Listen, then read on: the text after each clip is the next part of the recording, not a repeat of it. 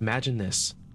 You're a high-strung detective hot on the trail of a serial killer that's been terrorizing the city. Before you ask, no, this isn't Saw 7, Silence of the Lambs, or even Mindhunter. I always loved that show. And speaking of 7, there's a lot of creative liberties that were taken with the development of this game, starting from the menu soundtrack,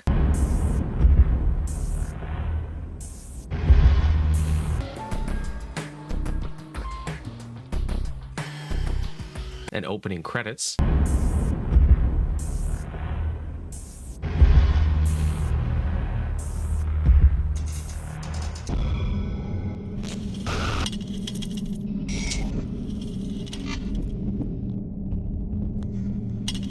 and continuing with an homage to a particular crime scene, but let's not get ahead of ourselves. We'll have plenty of time to discuss this.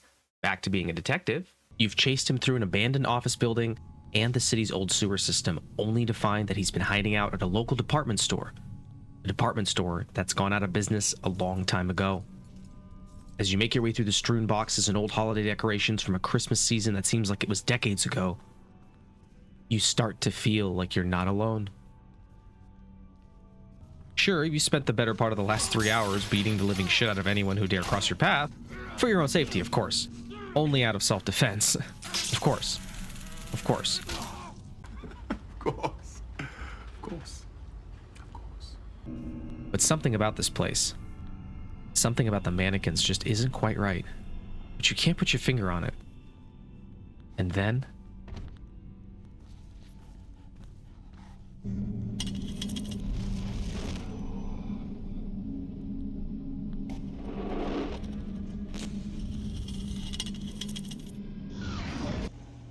much like the movies that influence its core, Condemned Criminal Origins is a dark, gritty, dreary look into the underbelly of a world gone mad.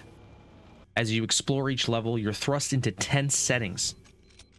Settings that were once busy city centers, bustling with life and vigor, now turned into sprawling hellscapes inhabited by people who are at best mentally ill, and at worst, psychotically violent.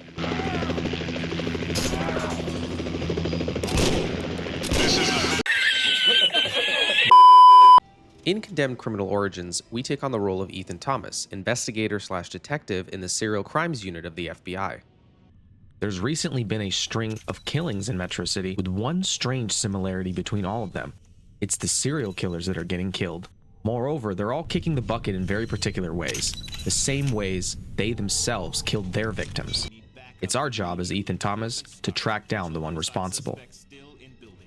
Using an array of forensic tools at our disposal, as well as somewhat concerning hallucinations, we make our way through 10 different levels, ranging from an abandoned office complex to an old rundown prep school, all while trying to survive the violence and chaos that has fully gripped the city. We also have, oh, for f***'s sake, we also have our lab tech Rosa helping us along the way, analyzing any forensic evidence we pick up. Hello, Thomas. This is Lieutenant Rosa. I'm your lab tech again on this one. And providing us with words of encouragement. Rosa, are you still there? Very few people can tell me to shut up and get away with it. What do you mean by that? The reason I came back to Condemned is, well, because I love the game. And I got to thinking, how would one 100% complete the game? Condemned has no 100% completion measurement, so we have to get creative and also keep ourselves honest. The first thing that comes to mind is completing the main story, of course, but it's not enough to complete the story. We want to complete it on the hardest difficulty. That's called hard. Also, for reasons that will be abundantly clear soon, we want to complete the game without using the absolutely broken and goofy taser that Ethan has. More on that later. Overkill. Condemned is also the first game to have Xbox 360 achievements, since it dropped alongside the Xbox 360 console as a launch title. Ah yes, achievements, the Wish version of PlayStation trophies. Like, why can't we have a 100% completion achievement? Something like a Platinum trophy? Maybe a Gold achievement? Something? It's also absolutely hilarious and on brand that Condemned only has 970 gamer score to be had, unlike the usual 1000. Rumors even flew around for a potential Condemned universe, spanning multiple mediums and several games, all culminating in Condemned 4. Sadly, we just got Condemned 2. A clown bear? Clown bear. Wait, you're telling me we could have gotten a Condemned film written by Sons of Anarchy's Kurt Sutter and produced by The Dark Knight's David S. Goyer? No, I'm not crying, you're crying. On the topic of achievements, these range from completing all the levels of the story to attaining all of the collectibles. Yes, Condemned has collectibles. Birds, metal pieces, and these random Xbox 360 consoles with TVs attached to them strewn across the different locales. There are also achievements that track when we utilize all the different firearms in the game, when we utilize all the different melee weapons in the game, and one pesky one that tracks us on using no firearms through an entire playthrough. Yikes. Now, on to formalities. All of Condemned's achievements, story achievements, collectibles, melee/firearm achievements, we need them all 970 gamer score. Collecting all the achievements in a single playthrough is possible if we avoid firing the firearms we pick up, and we take care to wield every melee weapon and firearm in the game. We can wield firearms, we just can't actually shoot them. If we do end up firing a weapon, we have to reload the game from a previous checkpoint, as firing a weapon voids our progress towards the Gold Melee Master achievement. This one right here. We also want to complete the game on hard difficulty and without using the aforementioned taser. Stacking these two challenges together will make our journey through Condemned all the more perilous, but we wouldn't want it any other way. I'm going on an adventure!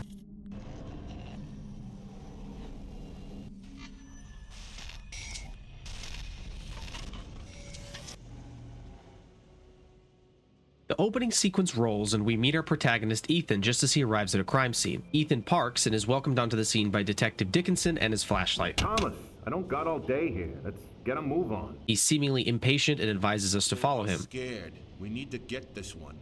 Follow me. Body's this way. It's here that we are introduced to a mechanic that will be present throughout the game. You gotta crouch to get under the tape. Pressing A to interact with objects and the environment. In this case, we press A to duck under the crime scene tape. Sensational. Throughout the game, we are tasked with pressing A to move certain objects out of the way. This usually allows us to continue or grab a collectible, and happens often enough for me to consider if Ethan should start a moving company side gig. As we follow Dickinson, we soon realize two things.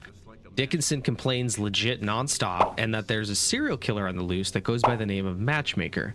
And his MO has to do with mannequins. Wow. Honestly, super fucking weird, but I don't want to say anything. We follow Dickinson through the derelict hallways filled with trash until we see what looks like a Monsanto rat. Oh, hell no! The best part is when Dickinson blames your car for breaking his flashlight, despite the fact his dumbass is the one that smacked your window with it. Your stupid car broke my light. What? Better turn yours on. I hear you're afraid of the dark. I'm out, man. We find our first bird in a nearby room. This unlocks our first achievement, the Chapter 1 Bronze Bird Award. I honestly wonder how Ethan canonically gets away with carrying a bunch of dying and dead birds around. What are you doing? Hmm? What are you doing? Nothing. Me? Just hanging around. Agent Thomas, this is Officer. We then meet Officer Becker, the local Fad Castle who discovered the body. Agent. After exchanging pleasantries, we follow Dickinson to the crime scene in the next room. A woman lays on the ground, her body and face bound with chains. Thomas.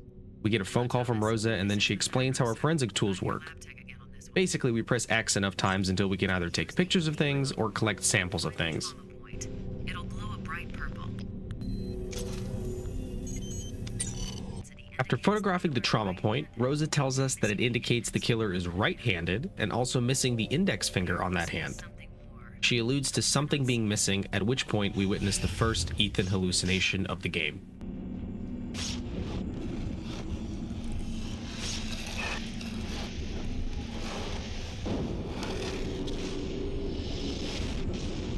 So a dude's sitting at a table and painting a male mannequin's face? Where have we seen a male mannequin recently? Damn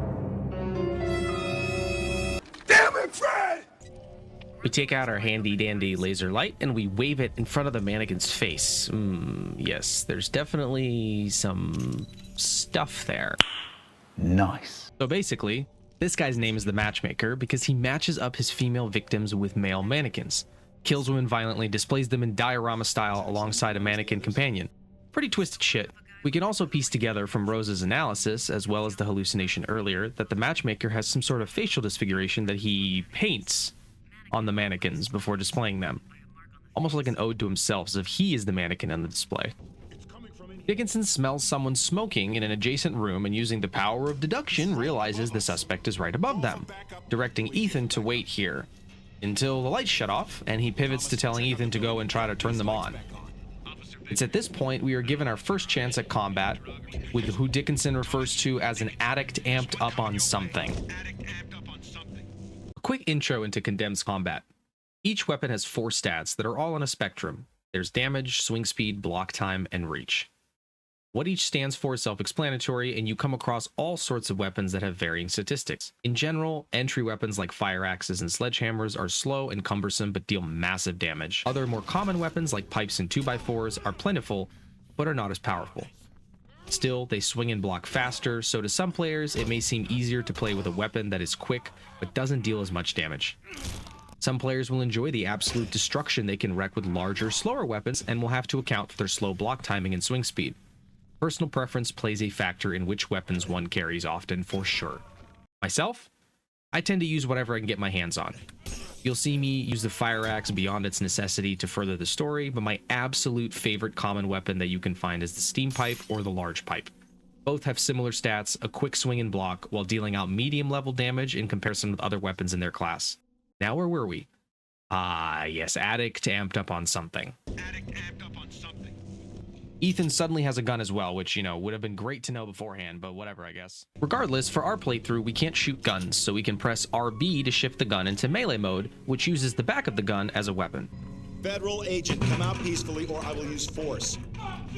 This absolutely sucks, but it's our only choice at this point if we want to get the Gold Melee Master Award.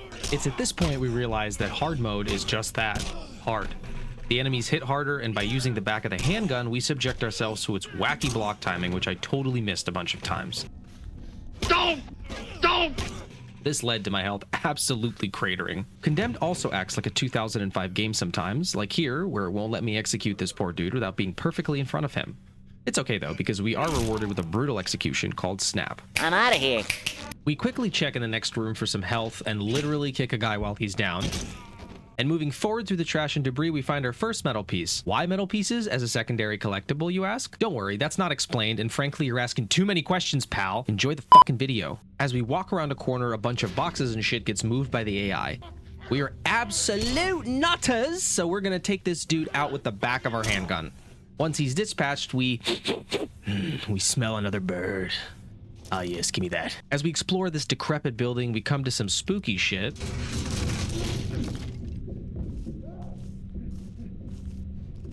And some more spooky shit.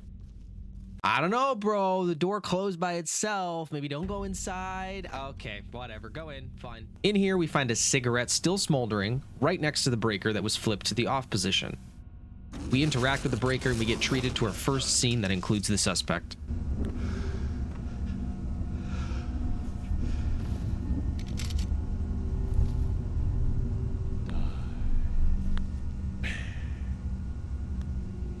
Okay, I don't know about y'all, but this dude goes hard, picks our own gun up, and softly whispers bang as he pretends to shoot us. He had the upper hand the entire time and knew it, and he chose to keep us alive. Around the corner, we find the third dead bird of the level. Yoink!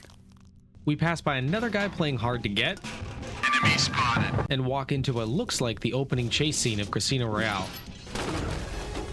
If we stand really still and don't move, we can have these vagrants fight each other and then swoop in for the easy KO at the end. Hold still. Hold on. One moment. Oh, for f***'s sake. In the next hallway, Ethan has a little rave fest. And we can pick up the second metal piece of the level. A little up ahead around a corner, our little Ethan rat sense intensifies, aka our gas spectrometer / fart detector detects a dead little birdie. It's the fourth bird of the level. Up ahead, we meet up with Dickinson again, sort of. He's in the adjacent building and just had to talk to us. And he gives us a fire axe along with a rundown of entry weapons that can be used to gain access to areas. Find yourself in a We're also told about the taser at this point, but since we're not interested in using it during this playthrough, we can just ignore whatever Dickinson says about it. Frankly, I ignore most of what he says already, so... Before we leave, the 5th bird is right below the window, so we can grab it for our little collection. At this point, we have a fire axe, and if we remember right, there was a door that we passed that looks a lot like the door we're supposed to go through here. If we backtrack a slight way, we can use the fire axe to bust the door down and gain access to a room with a TV hooked up to an Xbox 360 console playing a static image of a bronze detective badge. Yeah, I'm not going to pretend to know what that means, but if you interact with the TV, you'll get an achievement. So at least it's something. I also had nostalgia flashbacks of American public schools, you know, when substitute teachers arrive and wheel this bad boy out, and you know it's going to be a good day. Up ahead, we get another sense of how interesting the AI in Condemned can be at times, and after a quick dispatch thanks to the fire axe,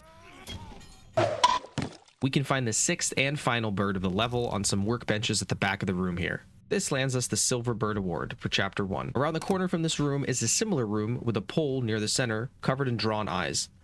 As we've seen before, this is indicative of a metal piece, and it's the 3rd and final metal piece of the level. Collectibles done. Now to survive the level. We come to an area where portions of the roof are missing and we hear more enemies. Since we're going for the Melee Mayhem Award achievement, we can grab the rebar with concrete off of one of the columns here. It's somewhat slow, but hits hard, and Chapter 1 contains the first instance we can get our hands on a melee weapon of its caliber. We can see how hard it hits as we wipe the floor with these 2 enemies. As soon as we do, however, a door opens and almost beckons us inside. Hey, big boy.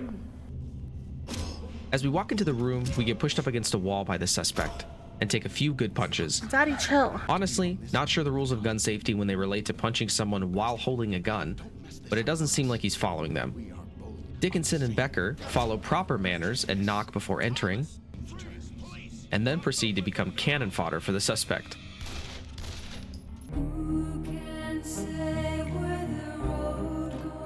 All this happens as he's going off about righteousness and how things take strange turns. I don't know.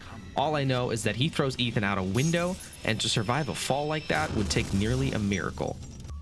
Could it be that our Ethan is hiding more than meets the eye? I'm tired, and my head is screaming for a drink. We'll soon find out. Sort of. I made this list to help us keep track of the achievements as we complete each chapter. We got the Bronze Melee Award here for only using melee weapons for 1 entire level. Chapter 2 begins as Ethan awakens, fully clothed, and wanders into his bathroom. Upon lowering his head to wash his face, we see what appears like another vision. Ethan awakens yet again, and we realize that that was a dream sequence and not a hallucination for once.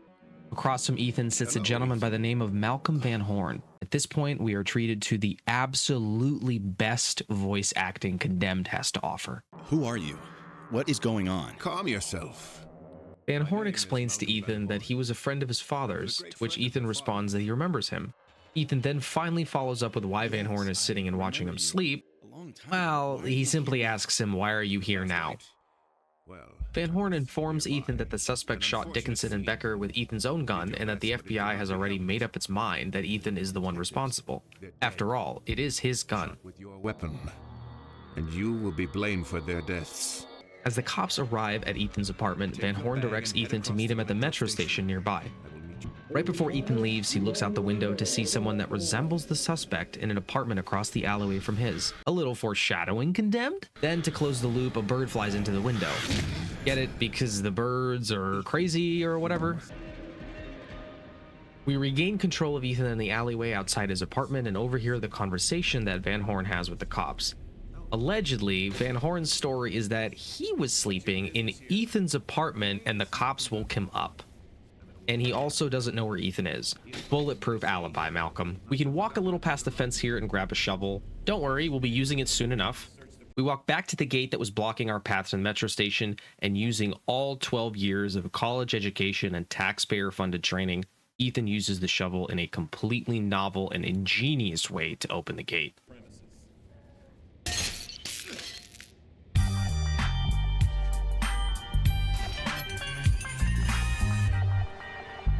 What Condemned does extremely well is crafting the setting of each level and immersing the player in it. As we walk the rundown subway platform, we see graffiti marking the walls, advertisements papering on the sidewalk, and trains passing by. It's dark, it's gray, it's derelict, and it's perfectly condemned.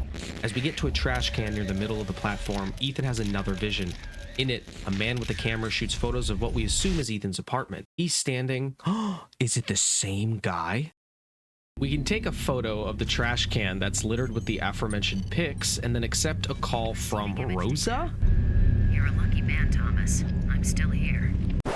Hold on. Ethan allegedly killed 2 police officers. What you say? And his superior's first thought isn't to turn off his lab access? Doesn't make a whole ton of sense. Thank God. I thought they would have suspended my lab access. That's what I'm saying, Ethan. We catch a stray from Rosa regarding our hideous sofa, Remember that hideous sofa from last year's Christmas party? and she mentions that there are some smudges across the photos, of which we should take a sample for her. Transmit it to me. If we walk over to the dumpster, we can do just that with our matter collector gun and green laser light combo 1-2 punch. From this evidence, we get confirmation that the photos themselves were developed someplace in the metro station, alluding to the fact that this could be the suspect's hideout, or at least one of them. Wonder where we're supposed to go. Well, that was really rude. I don't exactly know where we're supposed to go, sir. Luckily, this very rude man runs up to us with the shiny Half-Life stick. We can use it on the panel next to the bay door to get the door open, and as soon as we do, 2 more gentlemen want to dance.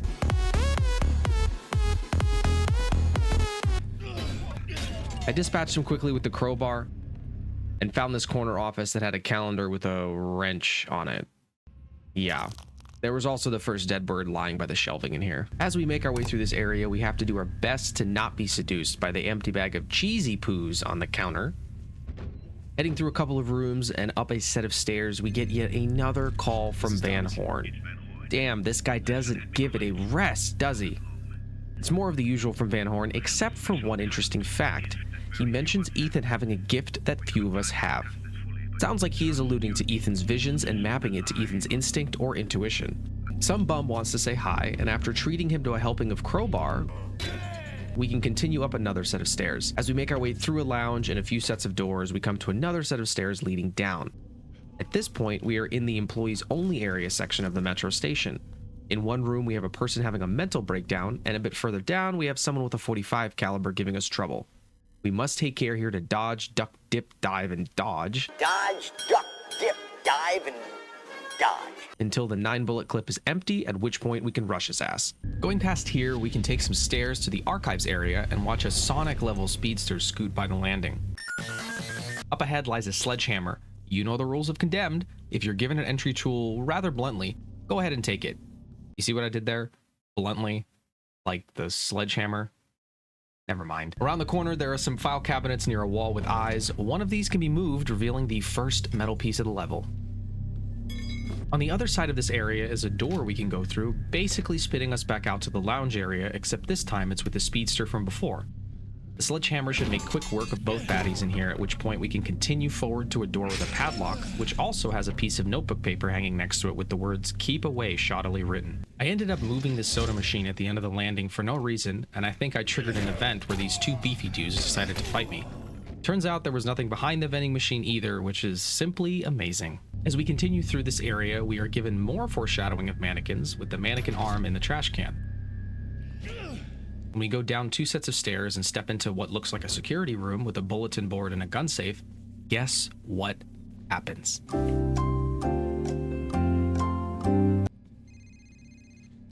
You guessed it, Van Horn calls yet again.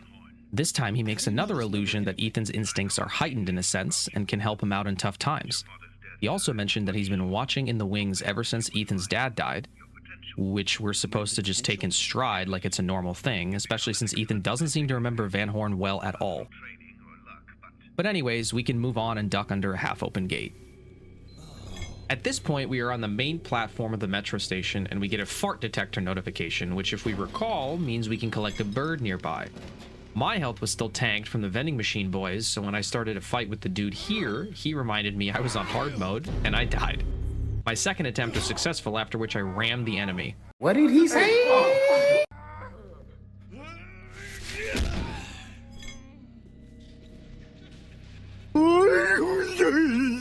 But we can't let that distract us from that second dead bird in this area. The third dead bird isn't far either. We must go through the hall that was below the trash can man and then move a cart on wheels away to reveal it. I don't really have a comment about what happens here, so just watch. Next, we follow some cummy stains on the ground around a closed-off fence, taking out another hoodie guy along the way. He actually takes out someone else, which is awfully nice of him. Through this door lies a circular area that we'll need the fire axe to proceed through. If we follow the winding halls, we'll come to an area that looks very familiar to the beginning of Chapter 2, where we first got our hands on the crowbar. The garage doors open and a couple of enemies file in. Once they're dispatched, we can grab the fire axe from the wall next to the garage doors, or if we make our way back, we can grab one off of a specific enemy that carries it here. I totally forgot there is an optional evidence collection piece in this area, with the elevator having a partial print of the suspect on one of its buttons. We can collect that and then use the fire axe to open the room with the elevator fuse box. Once we pull the lever and the elevator powers on, we can jump down a nearby ladder to collect the second metal piece of the level among the network of pipes. In fact, a tertiary door that we can open with the fire axe contains the Ripple TV behind it. Yet again, an Xbox 360 console playing some intermittent static along with an alternating photo and video of what looks like the thing from Ethan's dream at the beginning of the chapter. Remember? Yeah, that shit. We can grab the achievement here, and honestly, I'm gonna stop asking questions about the TVs because clearly we're not getting any answers here. Time to take the elevator up and collect the fourth dead bird of the level right outside its doors among the hallways made up of office chairs and desks. Honestly, A+ for creativity here. This enemy pushed an entire stack of shelving at me here, and we actually took damage, which I thought was pretty cute. And now this next part, it's magical what happens. I'm going to break it down piece by piece so I can attempt to explain how I went from near max health to dead. Coming into this room, I did not see the enemy behind the wall with the radiator, and even after he knocked over some boxes, I just took the hit from his rebar. The next part is severely tragic. I bum rushed the next enemy and attempted an early strike. He blocked my attack and then counterattacked. His counterattack hit me at the same time as a shotgun slug from the enemy behind him, one that I failed to notice before bum rushing the room in the first place. I tried to reposition behind the enemy, but at that point it was too late. The shotgun man kills me with another slug. It's honestly a bit hard to follow, so just watch it again in real time.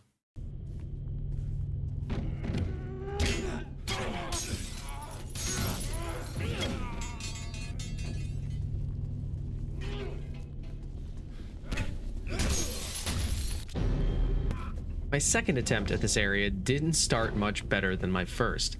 I avoided the shelving down the hallway, but I still took a hit from the enemy with the rebar.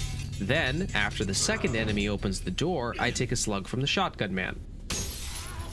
I take out the second enemy and use the wall for cover, which, how did he hit me here? After I heard a ceasefire, I bum rushed the shotgun man and took him out. There's a final enemy here that should be a piece of cake, provided we have enough health.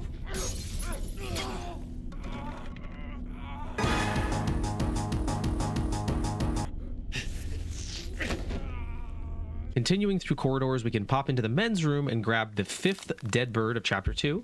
Then, in the area we're supposed to follow that fluid, we can take note of the third metal piece in a wall adjacent to a giant cabinet. We can't grab it yet because, well, Ethan is busy having another vision.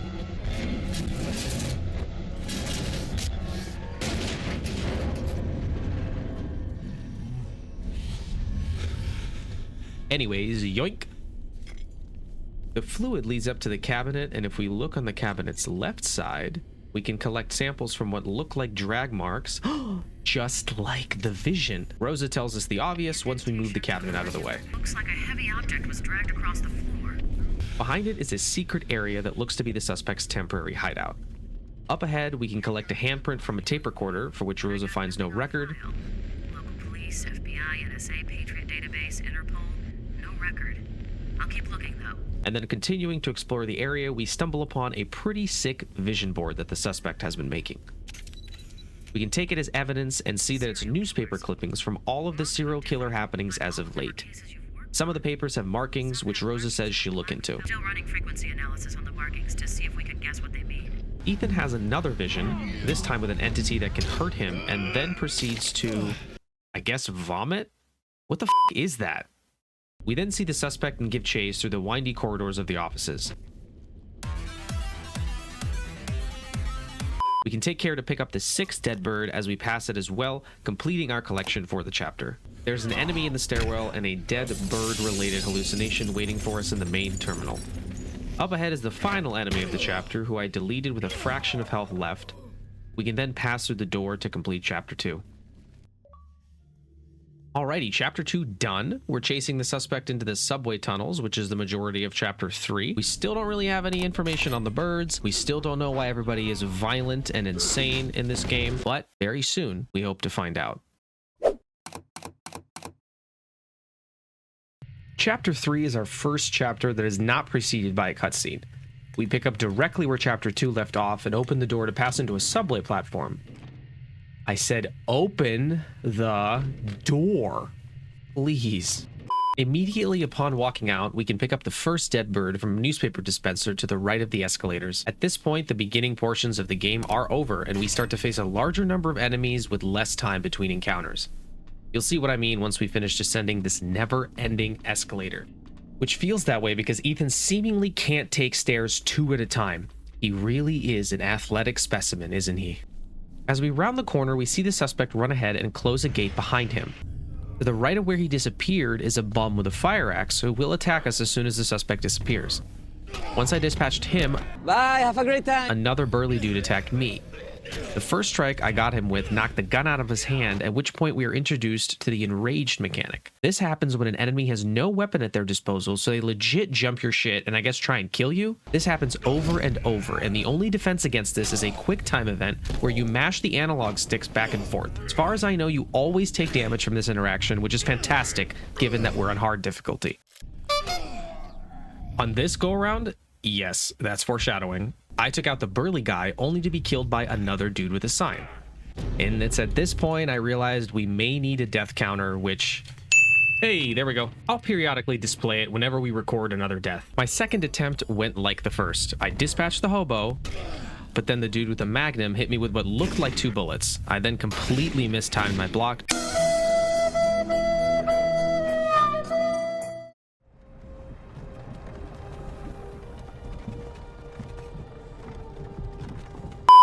Where were we? Oh, yes, where I'm about to get killed by the sign dude yet again.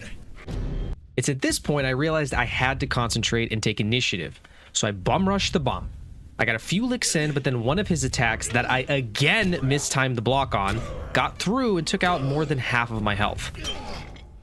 I was feeling petty, so I did the snap execution. I then rushed the second guy and got him down with a few quick swings. Now with my 40-ish health, it was time to tend to the third man with the sign. This time I played it carefully, weaving and dodging his attempts until I got 3 clean hits, which put him down. Have to remember to grab the fire axe from the first kind gentleman, and if we look near where he was sitting, we can find the second dead bird. We can then make our way to the door that we can open with an axe and go through to the next area. As we make our way through this space, don't mind my feverish attempts at finding health, we can look inside a black locker to find the third dead bird. We can stand by the fizzy cola and diet squish soda machines and listen to the bum down the hall disassociate for a minute.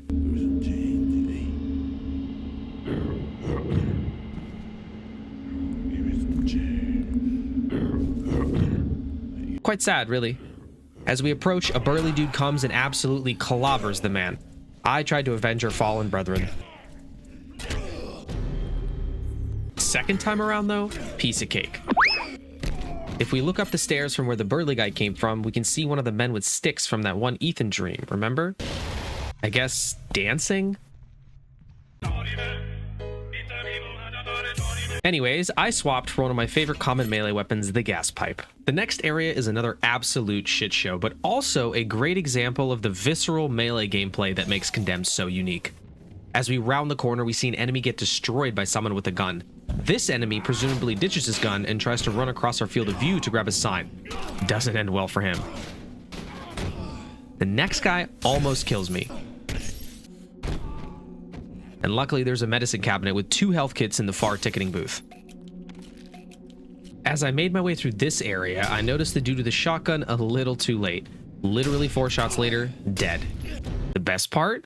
I had to start all over at the ticketing area again. This time, I rushed the first guy, taking him out quickly while subsequently turning my attention to the second. A few quick swings and a block later, he was gone. This time, I wanted to come prepared, which in this game means you grab an entry weapon or whatever you can find that can hit hard and rush the enemy with the shotgun, hoping to take them out with one quick strike before they deal too much damage. Here, take a look at what happened.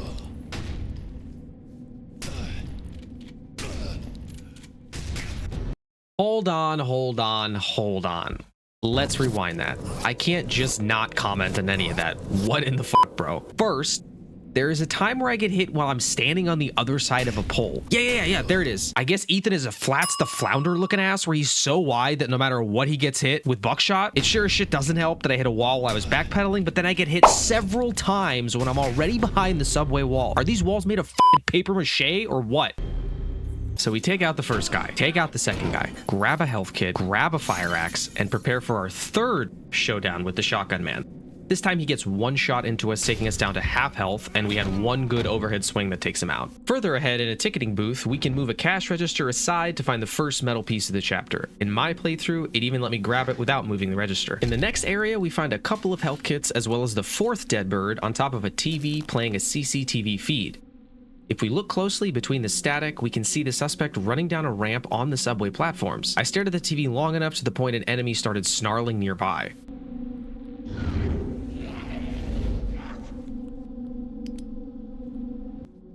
If we so wish, and I do, we can grab a crowbar from the black locker in this room as well. The next fire axe door will be opened by a burly dude with an axe of his own. It's here where I thought I was only fighting the burly axe man, but in fact, Condemned spawned an enemy behind me who had a firearm. It's the armed enemy that killed me this time around.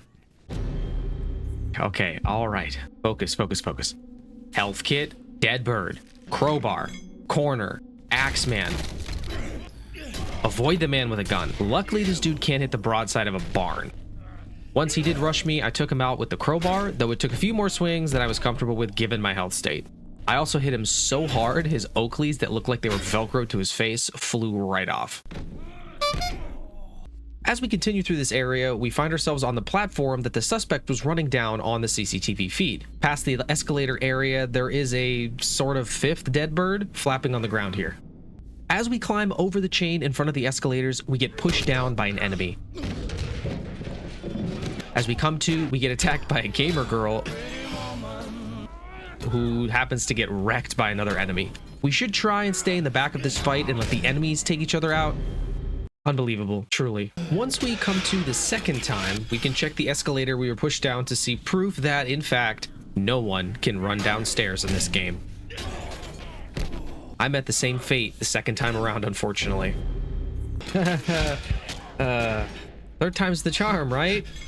I got lucky the third time around, though, as the burly dude with the sign got taken out by another enemy. But don't worry, I still lost most of my health to the goth GF, who also happened to grab a sign. Past this initial area, there's a bench with eyes in the wall, and it's here that the second metal piece can be found. Continuing along, we find ourselves on another set of stairs with the sixth dead bird lying on the landing. It looks like the suspect ran onto the train that's waiting on the platform. As we jump onto the tracks, we can collect the third and final metal piece of the chapter from the wall here. The first propaganda report achievement unlocks when we find 9 metal pieces total. We can also interact with the back of the train and get Ethan to hop up onto the end section and grab a handrail as a melee weapon. For this final part of the chapter, we watch as the train rumbles down the tunnel, eventually slowing down near a platform, allowing enemies to hop on. Continuously melee them to get them off. I'm not even sure there's a point to block during this portion, as once you hit the enemies with enough damage, they just fall off the train. Unfortunately, so does Ethan. The end section of the train car detaches, and Ethan must try his best to hang on. The suspect is seen approaching the window of the rear door and then swings 3 whole times at it with the fire extinguisher. The third swing breaks the window and then hits Ethan, causing him to fall off the train. I mean, this dude can take a beating, but couldn't he have, like, looked through the window to see that the suspect was about to hit him with the fire extinguisher? I mean, we saw that controlling him, so I take it that he did. Anyways, that's the end of Chapter 3. At the end of Chapter 3, we should get the Chapter 3 Completion Award, as well as the Silver Melee Award for refusing to use anything but melee weapons for 3 chapters. Chapter 4 is a continuation of Chapter 3, where we continue our chase of the suspect through the subway tunnels. Chapter 4 is also the first chapter in which Condemned relies heavily on cramped, almost claustrophobic spaces to keep you on edge and allow enemies to get the jump. Before I forget, we can pull out the fart detector and find our first dead bird of the chapter. As we pick it up, we can see the silhouettes of enemies fighting in the distance. Damn, boy! With one much larger than the rest. This is a tease of a new type of enemy soon to be introduced. As we make our way down the tunnel, we can turn off into an alcove on the right and grab either a 2x4 laying near the entrance or the gas pipe by the makeshift cardboard shelter. As soon as we do, we are introduced to a crawler, aptly named because they crawl on the ceiling in a spider-like fashion, deranged as it is unnerving. No, God! They don't take much damage but are very quick and can squeeze a lot of hits into a short period of time. We can move through a chain link gate and down a hallway to find another crawler to dispatch near a ladder. Climbing up it and then rounding a quarter ahead, we can fall down into a pit-like chamber where we'll have to fight off a wave of crawlers, one after the next. I realized at this point that if I can squeeze a hit in before the crawler is fully up to their feet, I can sometimes take them out before they have a chance to swing. However, if my timing was off, they can block the attack and return with one of their own that would need a block from Ethan. I did this a few times and ended up taking care of them fairly quickly. In this pit, there's also the first metal piece of the level near the back corner, as well as a piece of plywood we can move next to a large red tank. Beyond the wood that we moved is a small alcove with one of them TV and Xbox 360 combos. It's the static TV achievement. Not exactly sure what it's displaying on the screen, to be fair. It looks like one of those generic enemies from the game. In the next area, we are tasked with finding a shovel to do one of Ethan's patented hacking tricks on the keypad. We can find one pretty readily available and take out an enemy that comes to take a conduit off the wall here as well.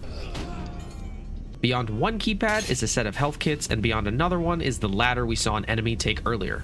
Once we're up here, we can make our way across the most ratchety-ass plywood floor skywalk ever built and take out a crawler.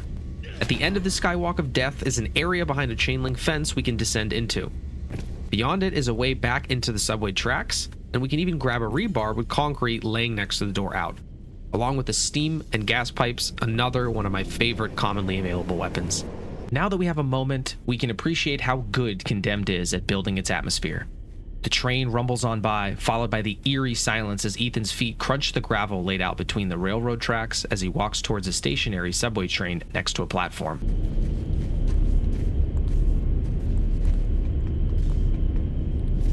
As we approach it, Ethan can walk inside and inspect a fire extinguisher laying beside the subway doors. We can line up insanely bulky tools and take a photo of the suspect's handprint as well as a DNA sample from the sweat left on the extinguisher. Once Rosa begins to analyze, we can sneak a glance outside the subway car to see the suspect go through a nearby gate and lock it behind him.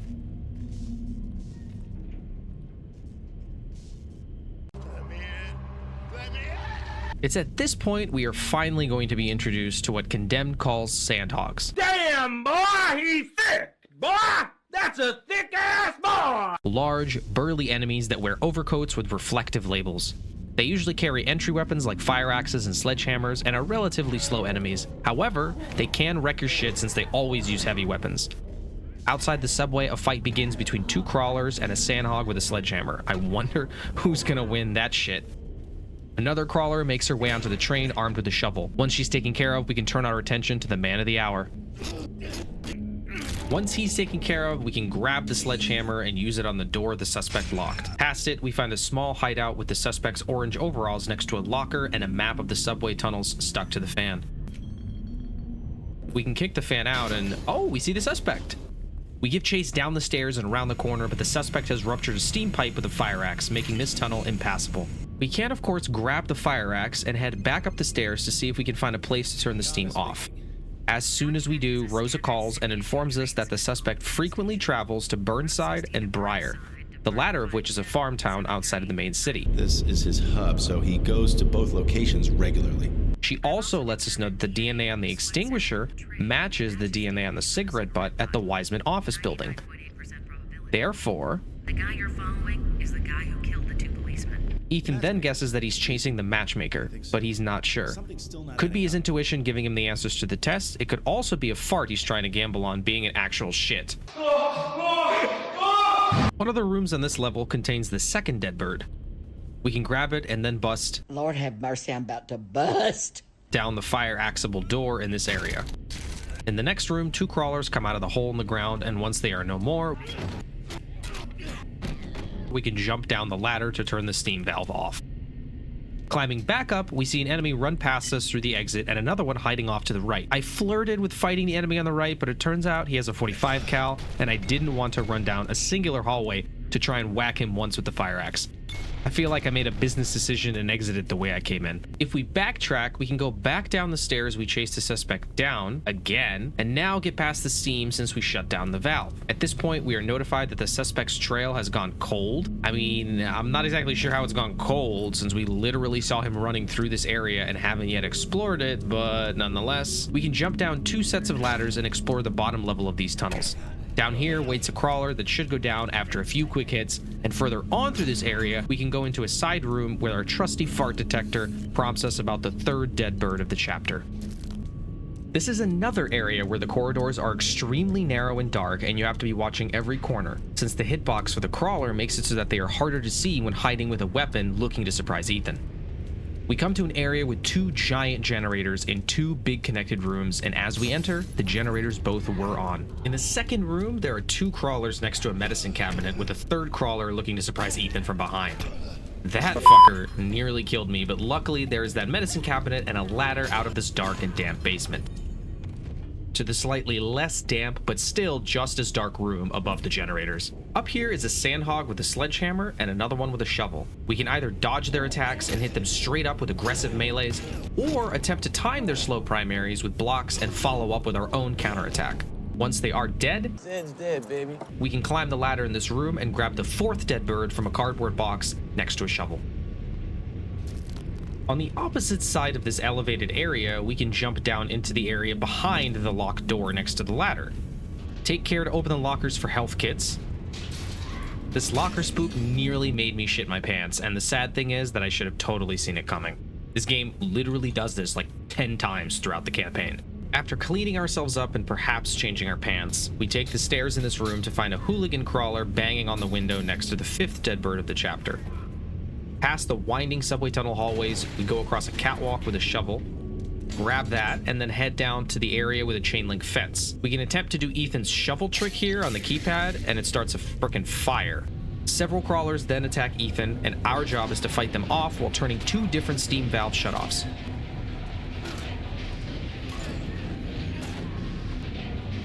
This puts the fire Ethan started out and allows us to go past. We are thrown out into a subway tunnel that we can walk down and take the first door on our right. This next area is filled with enemies, and we are honestly better off allowing them to annihilate one another so we can take out the leftovers. I had a sandhog prioritize me, and as soon as I took him out, I got shot in the face by some other guy. Round 2 had me taking a backseat until the sandhog focused on someone else, only to be destroyed in 1 hit by the same sandhog. 3rd time around, I tried to sneak a peek and got hit with 2 stray bullets from some guy in a different section of this area. Again, the sandhog wanted to dance, and at the same time, another sandhog wanted to join in. Taking care of the first one, I quickly turned my attention to the second. Up the stairs at the back end of the upper train is the 2nd metal piece shoved into the wooden barricade. We can grab it and then head up to the platform where we discover some blueprints for the train cars used in this subway system. Next to the blueprints is the 6th and final dead bird of the chapter. Rosa confirms that this is a car that was used by the city for a while and notices the suspect circled the storage compartment in the top of the car in red ballpoint pen. After hearing Rosa heavily suggest that we need a crowbar, we can head into the room behind the workbench. In here, we have a patented Ethan hallucination, though this one is a bit more tame than the others.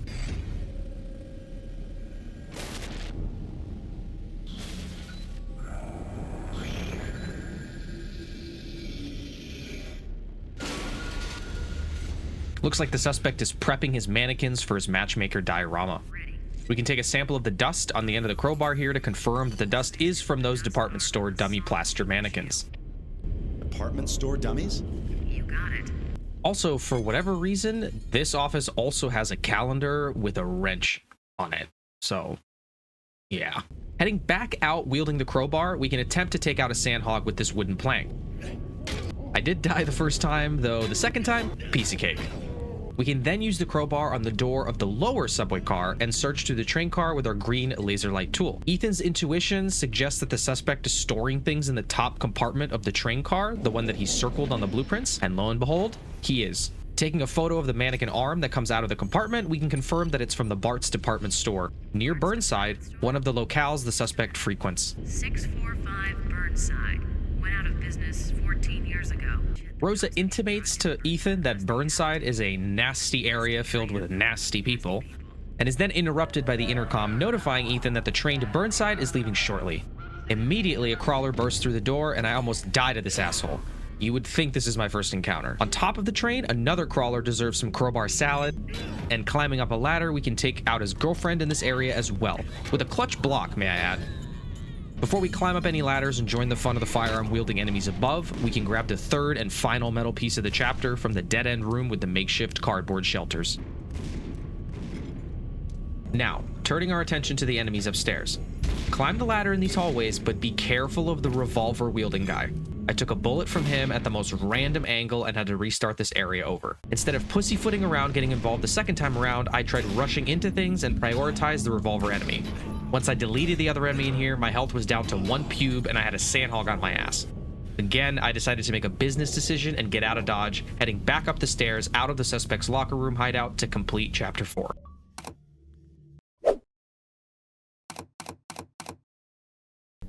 Chapter 5 starts with a cutscene breaking from the mold of previous chapters. Ethan gets a phone call from Director Farrell, who gives him a patronizing lowdown. In Farrell's eyes, Ethan is a high-strung detective that just snapped. He even offers him psychiatric intervention. What a guy, you know? Ethan's phone call is then interrupted by the creature we've seen following us throughout the game. The funny thing is, it's what Ethan says before the hallucination takes hold that's extra rich. With all due respect, I don't need a shrink. Yeah, okay, buddy. Coming out of the cutscene, we find ourselves at the front entrance of Bart's department store. We hear a janky holiday tune being played over the intercom, with junk strewn across the floors and big Noel candle decorations lining the platforms. We also see what a recurring theme will be as we make our way through Bart's. Mannequins. We notice all this as Malcolm Van Horn is talking his ass off on our phone, ending things by cryptically suggesting to Ethan that he will be tested. Of that, you can be sure.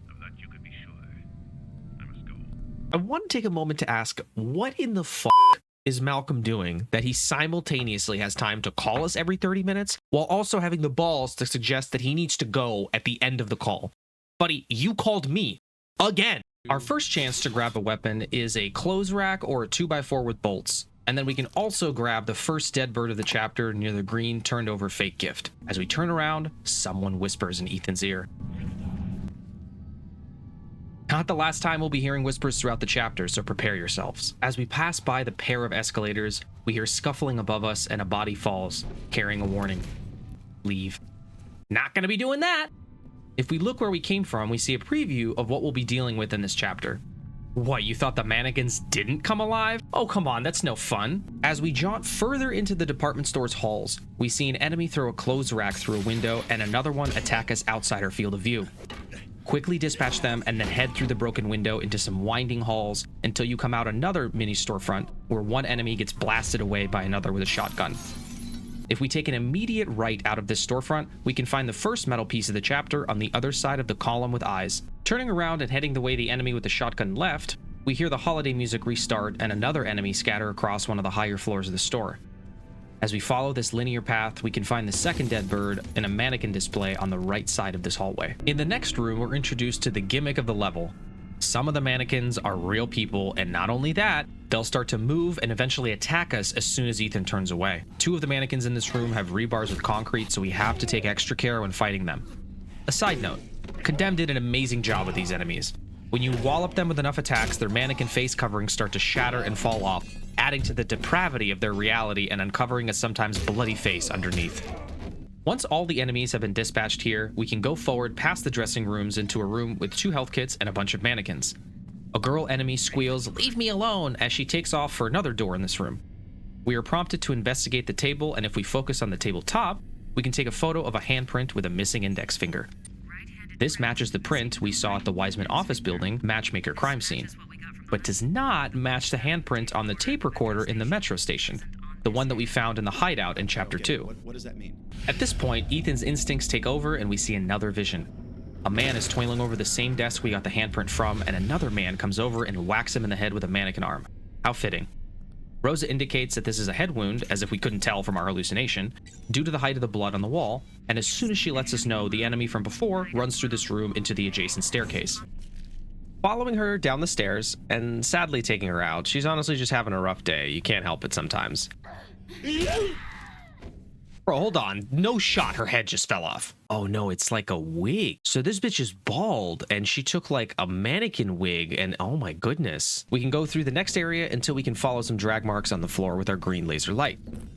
We have to fight our way through a mannequin or two until we uncover an elevator shaft where those particular drag marks end, and here, Ethan's instincts let us know that someone pushed a body down this shaft, hence why those drag marks end.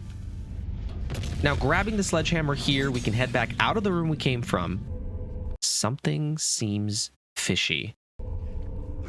I thought so. Not today, demon. Another mannequin walks from the far end of the room. I decided to open the sledgehammer door before taking him out and then continuing down the escalators. Not before swapping the sledge for my rebar with concrete, though. Underneath the escalators is another enemy, with a second shooting us with a 45 cal. I took out the troll under the stairs and then rushed the gun-wielding mannequin. For some reason, he dropped the gun, and then his homie did not do a good enough job in hiding from me.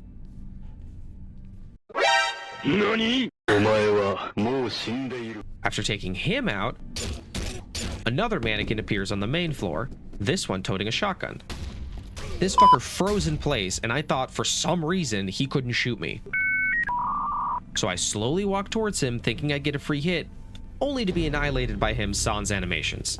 The checkpoint throws us all the way back to the top of the escalators, so at this point I decided to just push forward with the sledge. Taking out stairs, gun, and hiding man 1, 2, 3, I grabbed a health kit at the top of the escalator before heading for Shotgun Guy Round 2 Electric Boogaloo. 2 hits from a 2x4 with bolts would take him out, at which point we found out the drag marks end. We have to find another way forward. On the other side of this main floor is a set of stairs, and next to 2 wall payphones is the second metal piece of the chapter. Once we grab it, we see an enemy run past and hide behind a column. We can take her out and then follow up with her boyfriend. On one of the 3-tiered platforms in this small alcove is the third dead bird of the chapter. Continuing onward, we see another shotgun-wielding mannequin pass us by. I decided to rush him and sacrifice, half my health, but it was worth it. As we continue through the store, did the holiday music get louder, or is it just me? We pass by an alcove with mannequins lined up in a semicircle. This is one of the coolest ways Condemned messes with the player, moving mannequins to be right behind them as we walk through the halls. It's one of the simplest, yet more unnerving portions of the chapter, and I really enjoyed how this was done and played up.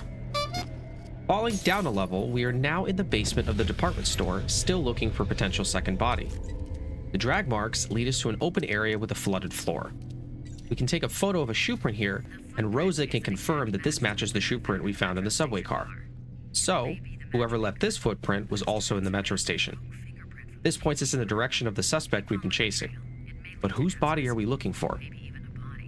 As Rosa is advising us to use our fart detector to track a decaying body, a bum bursts through a makeshift plywood wall and rushes at us. Once he's night-night, we can grab the third metal piece from the wall near a shelf, in the corner of the room with the flooded floor.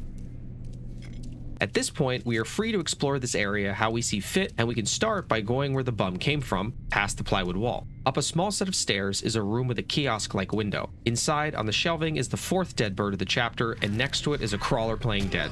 Moving forward, we come across a room with a red boiler and even more flooded floor. The female crawler laying face down can be taken out with a swing of our weapon, and then the other crawler will swim towards us as soon as we start in the direction of the table with the fire axe. Once this room is clear, grab the axe and break the door down on the other side of the room. Basically, this whole area is a big circle, and going through this door will throw us out to where we originally jumped out into the basement. We can explore this small area for some health kits, minding a crawler hiding in one of the rooms behind this frickin' boiler, and then continue forward until we find ourselves in the same open area where we photographed the shoe print. In the lower flooded area where the third metal piece was, We find a crawler doing God knows what. If we go up the stairs on the other side of this room, we can break down the rightmost door, very important, rightmost door first, and explore the back office in this area for the 5th dead bird, since we don't want to miss it. Of course, there's a crawler in here that we got to take out, and another voice in the corner that just says hey this time. How quaint. Now, if we backtrack to the leftmost fire-accessible door, we can knock it down and follow these stairs back to the department store floor.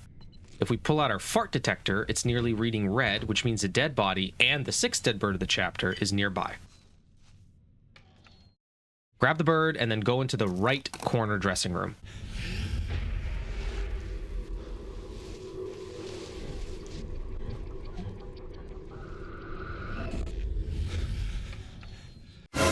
And we found our body. Rosa has us take some photos of the scene, the body's face, as well as his right hand. His face shows the same markings as the mannequin heads at the Wiseman office building crime scene, and his right hand is missing the right index finger, and not a recent injury either. This guy is the matchmaker. Ethan asks the pertinent question, or rather makes an astute observation. The matchmaker certainly didn't kill himself and set it up this way. We're then instructed to take a sample of the handprint on the matchmaker's neck. No usable DNA traces, but Rosa does tell us that there are traces of a potential organophosphate pesticide. That'll come into play later. At this point, a cop gets wrecked by an enemy with a pipe, and in the next room, another cop gets annihilated by a group of thugs that proceeds to annihilate me. However, the second time around, things went a bit differently.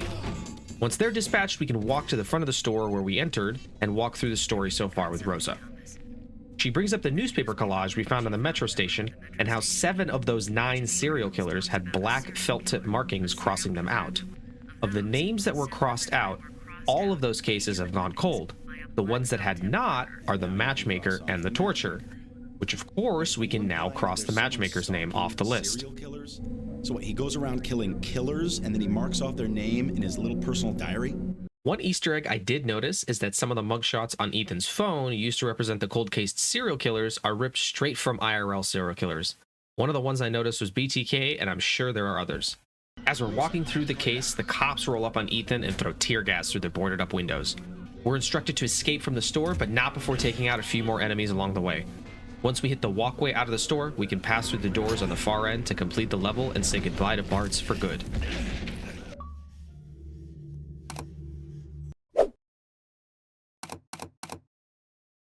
The chapter that follows Bart's department store is the shortest chapter in the game by far, though we still have 6 dead birds, 3 metal pieces, and a TV collectible to find. We find Ethan answering a call from Rosa, who tells him that the boot and fingerprint are not the matchmakers, and not the other serial killer that's left on the list, the torturers. Is he the torturer? We get the lowdown on the torturer as well, another psychopath who tortures his victims to the point that they'd rather take their own lives than continue the torture, thereby sanitizing the torturer from delivering the final blow. As for who the prints belong to, it seems like an unknown third party who tracks down these serial killers and kills them in the same way they killed their victims. Real Shakespearean stuff, and we finally get a moniker beyond the suspect to apply to who we're chasing. Serial Killer X, or SKX for short. What is this city coming to? All right, so I've got to find the torturer and save his ass so the new killer doesn't kill him? Ethan wants Rosa to meet him at the city library, the one that recently went through a fire. Ethan is banking on that fact, implying that because it's shut down for repairs, he and Rosa won't get caught. Upon taking control of Ethan, we can walk forward and pick up the first and second dead birds of the chapter lying on a piece of cardboard in front of us. To the left of these birds is a piece of plywood leaning against the wall, and if we interact to move it, we can pick up the third dead bird. If we follow this wall, we'll find a little alcove on the left with an Xbox 360 console and a TV playing a silver detective badge image. Collect it, as well as the first metal piece next to the table the TV was on. As we make our way back, a bum bursts through the wall on the left and attacks us. Another enemy joins in, and we can take them both out with our choice of one of the weapons in the area. A bent rebar, small pipe, conduit, or even a rebar with concrete. You know which one I chose. Slightly past this area and to the left is a small hallway with yellow lockers. An enemy comes out of nowhere and tears a locker door off to fight you with it, so take him out carefully as the reach on that is quite long. In the next small room, an enemy bursts through the wall again and starts pelting us with shotgun slugs. I had to run away and readjust, and once the enemy was out of shells, go for the kill shot. If we need them, there are some health kits in the previous room, and the fourth dead bird behind a movable file cabinet in the corner of the shotgun room. Continue forward, and Ethan answers a call from Rosa. She updates us with the latest from the area. Violent outbreaks are, well, breaking out, and a large swath of cops has been called to bring order. A rebar flies through the window and gets lodged in the drywall. That was a close one. And we can pick up the second metal piece up ahead behind a light blue desk. We can climb through the window the rebar broke and look to our immediate right on the roof for the fifth dead bird of the chapter. One of them not even dead ones, you know, the ones that are flapping around. A helicopter comes into the area and a few cops get absolutely mauled by a bum with a revolver. Fatality. Once we jump down, he attacks us and we can take him out.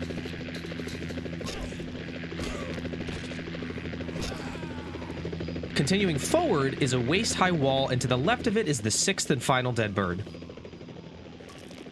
Once we jump down, though, it's a bloodbath, and we have to make sure we pick up the third metal piece from the back of this area. Mine the thugs with very powerful weapons, and once the chain link fence is opened by an enemy, take him out and run up the stairs past the medicine cabinet.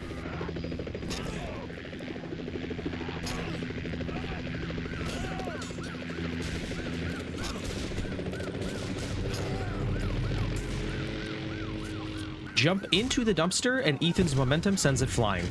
We now must fight off a few enemies that decide to go for a ride with us, and once the dumpster crashes and Ethan flies out, we're treated to a very special cutscene where Ethan hides behind an obviously open door, and a cop doesn't even bother to check. Shit, what the hell was that? Thomas, I'm at the library. Where are you? Rosa, be quiet.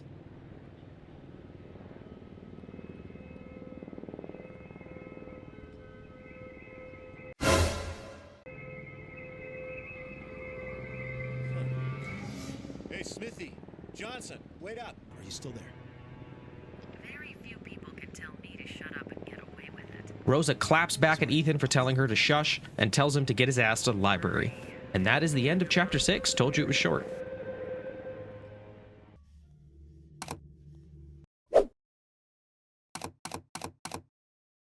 We are truly in the thick of it now as we follow Ethan into the Metro City Library through a broken side room window.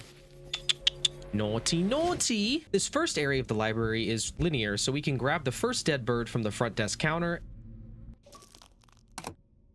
and then head across the hall to take the elevator down to the basement. Once the elevator starts descending, Ethan has a vision where Rosa is standing in a subway car and then turns into rats. Okay. We'll pretend to know what that means as the elevator doors open, revealing the office space-like basement level that more resembles a hospital than a library. As we follow the linear path, we enter a cutscene with Rosa. Checking up on you. I found this folder in your She shows you your file from the FBI's Serial Crimes Unit and says there are places in it, like the head and the chest x-rays, that have redacted portions. Portions that are blacked out and require a special addendum to be filed in order to be seen. All this leads us to believe there are things the Bureau wants to keep secret regarding Ethan, things linked to his physiology. In fact, if we take a step back, the entire game has us take control of Ethan and deliver punishing melee attacks against enemies that deliver their own attacks against Ethan. This type of lifestyle would probably hospitalize most people, but Ethan just needs a steady diet of medkits to keep himself upright. Not to mention the several story fall he was victim to from SKX at the end of Chapter 1, landing on an automobile carcass. A series of events that, again, would have at least incapacitated the average person, not to mention probably severely maimed them or even killed them. All of this is to say, it makes sense Ethan's physiology isn't normal. Rosa then gives us the enhanced taser, or super taser. We must pick it up to progress the story, but we won't be using it during this playthrough. We have another hallucination, and then we can follow Rosa into the next large area, where we're instructed to find a working computer terminal. As we head to the left into the office, we can grab a paper cutter and witness another vision behind the frosted glass. one of the creatures slowly disappearing into the wall in front of it. Then, seemingly out of nowhere, 2 enemies attack Ethan, disappearing as quickly as they arrived.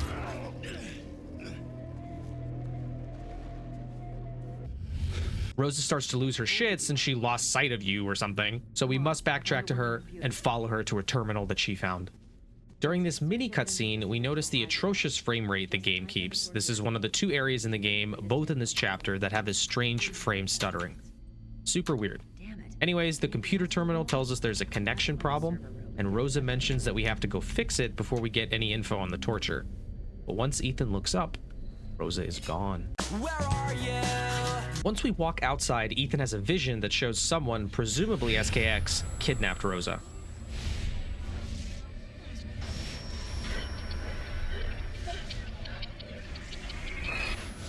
Immediately afterwards, we get a call from none other than the man of the hour. Well, Thomas, you're certainly not as much help as I thought you would be. I'd expected so much more from you. I was thinking... Sounds like someone bit off a bit more than he can chew. Get it? Bit off because Rosa bit... Never mind. Following the path forward, we can grab the second dead bird of the chapter off a book rack on the left side of the hallway here. Once we round the corner, we are instructed to search for evidence, and we can find some outside the door to the data center. And we can also see Rosa's phone lying on the other side of the window here. Taking a sample and sending it back to the lab, we can check the end of this hall for a movable pallet of books revealing the first metal piece of the chapter.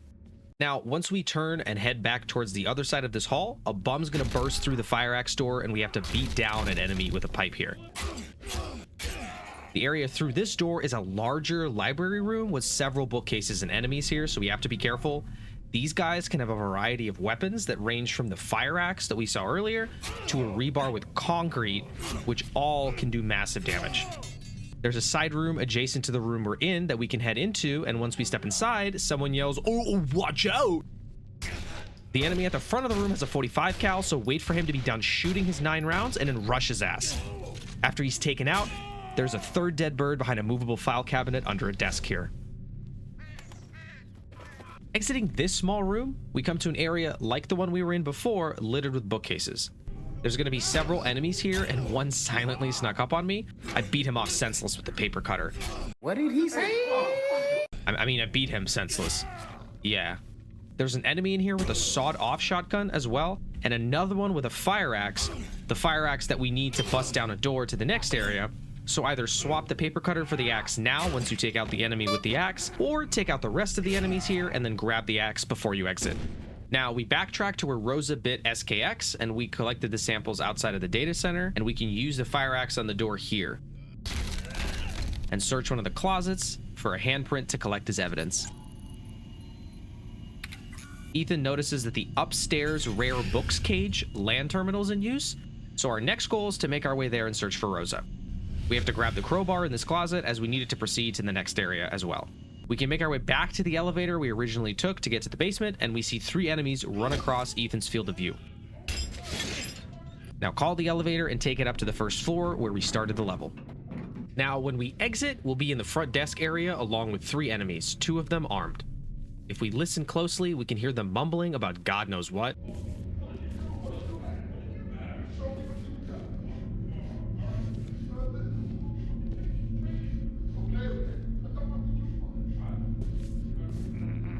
And one enemy here has a submachine gun while another one has a 45 cal. I rushed in and took 2 of them out, and then the lone handgun wielding dude ended me. And on the second attempt, I took out 2 of the enemies again.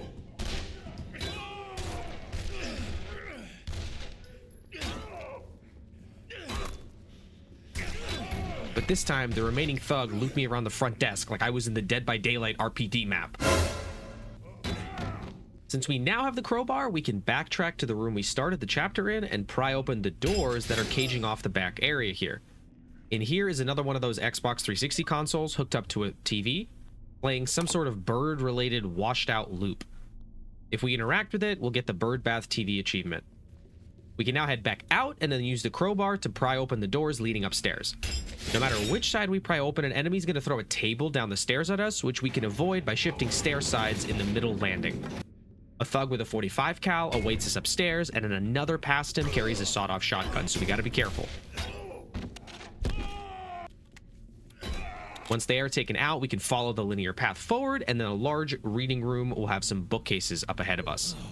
A cage here blocks off the area in the back. Our fart detector lets us know that the 4th dead bird of the chapter is nearby, and then if we follow the fumes, we can collect it, as well as the sledgehammer. We're gonna need that. Taking the sledge to the slidable ladder's lock.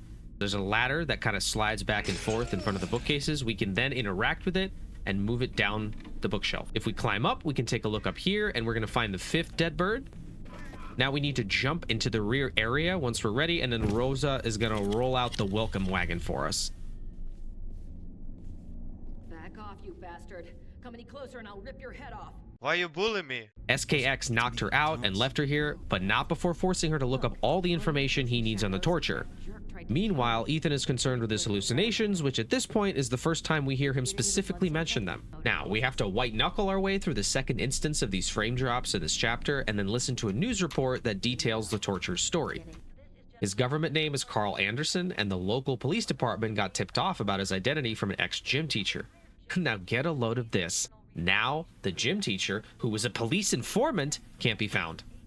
Someone comes to you with information that could potentially be dangerous for them to divulge, and you don't put them into protective custody, not even a cruiser outside the house.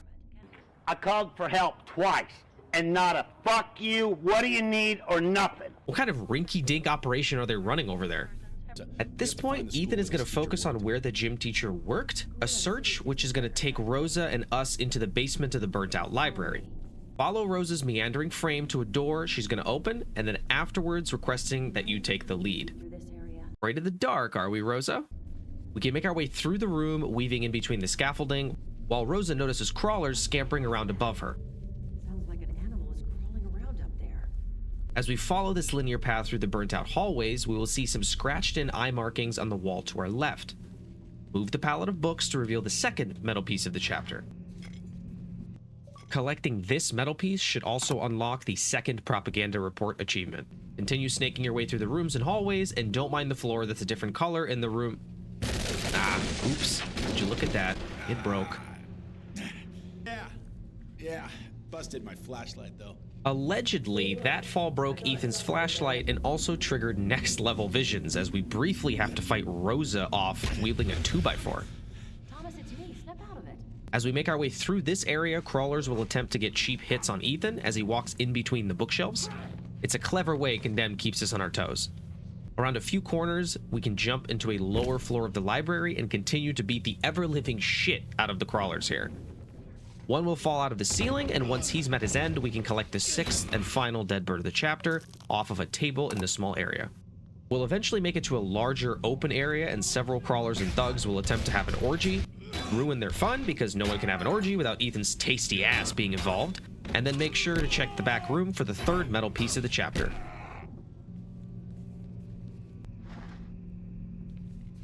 Making our way out of this large room, Rosa waits for us and again asks us to take the lead. Walk through some doors and then down a set of stairs, and we'll trigger a cutscene that dives into Carl Anderson. Okay, 8 years ago would put the kid and the teacher at the same school in 1997. Here it is.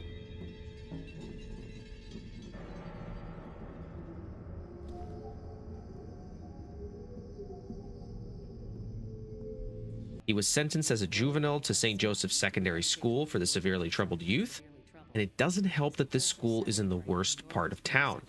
And it doubly doesn't help that SKX is eavesdropping on Ethan and Rosa and now knows where to potentially find Carl, if Ethan's hunch of finding his gym teacher proves correct. Once we take control of Ethan again, we're back in one of the larger library rooms with movable bookshelves. Delete the enemies in here one by one.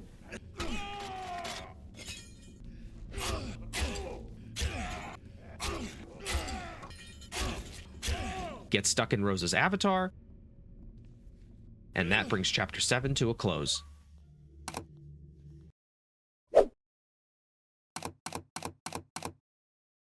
Absolutely out of fucking nowhere, Malcolm shows up just as Ethan is busting a window into the secondary school. He asks how the investigation is going, and his backstory for how he knew where to find Ethan is that he saw him from across the street. Find me. Oh, just a coincidence. Saw you from across the street. Right. Yeah, not sure about y'all, but something is fishy about this dude, but we can't put a finger on it. At least not yet. Ethan then rudely dismisses Van Horn as he climbs into the school, giving me visions of what it's like for me to try and end any phone call ever. Once inside, we can grab a 2x4 with nails from a nearby wooden pallet and witness a new fleshy type of crawler run across the hall and climb out of a window. In one of the side rooms in the hall is the first dead bird of the chapter, so make sure to grab that. And at the other end of the hall, a huge pile of junk will be moved away as one of the figures from Ethan's visions is seen disappearing into a wall. At this point, shit like this is par for the course, so we can open the door at the end of the hall with junk to see a crawler scurry away around the corner. On the desk to the left is a paper cutter and probably the best weapon until we get later into the chapter, so we should consider grabbing it here. Near where we grabbed it on the other side of the window is a desk with the first metal piece above it. Continuing through this area, we need to grab the sledgehammer here as we need it to proceed up the next set of stairs. This is the same area where the junk was moved, but as we can see now, it's back to its original positioning. Using the sledge on the chain link fence padlock, we can swap the sledge for the paper cutter and then head upstairs, all while hearing the pretty unnerving snarling of the crawler waiting for us.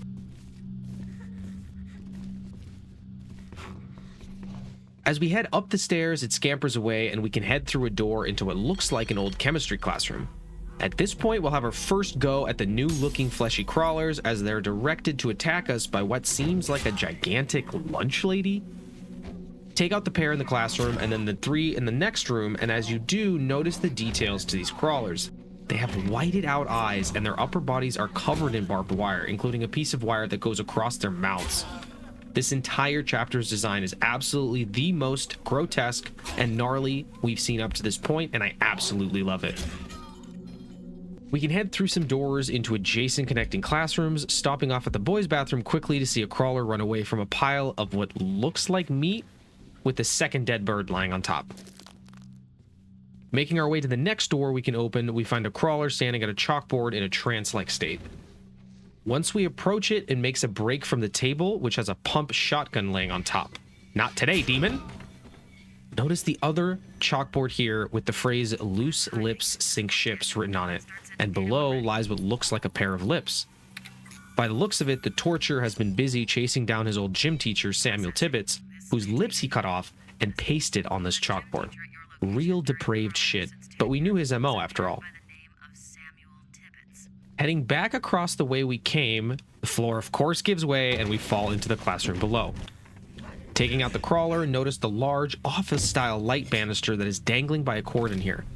For a game made in 2005 and a launch title for a new console, Condemned has a really good-looking light physics.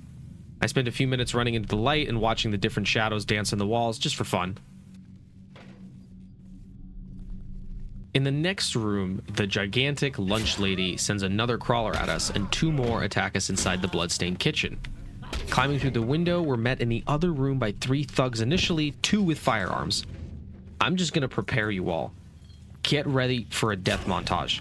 This being hard difficulty and a run without using firearms or the taser, now called the super taser, anyone that packs a punch with a gun like a submachine gun or a carbine deals a ton of damage that basically kills Ethan within a few seconds. In this run, I survived the first 3 thugs but only had about 20% health left. With the 4th thug carrying a submachine gun, I took cover in the classroom and even tried to close the door. But I guess I got pen killed. My second try got me through the first 3 thugs with only losing 20% of my health, but then I got absolutely annihilated by the SMG guy. This would become a theme. I would make it through the first 3 thugs, usually with all or most of my health, and then die to the SMG guy in some way, shape, or form. There were runs where I had to snake my way through this portion of the level to access some medkits so that I could take on the SMG guy with full health, but even most of those ended in death. There was also a run in which I didn't even make it to the SMG guy. I just died to one of the ones wielding a 45 cal.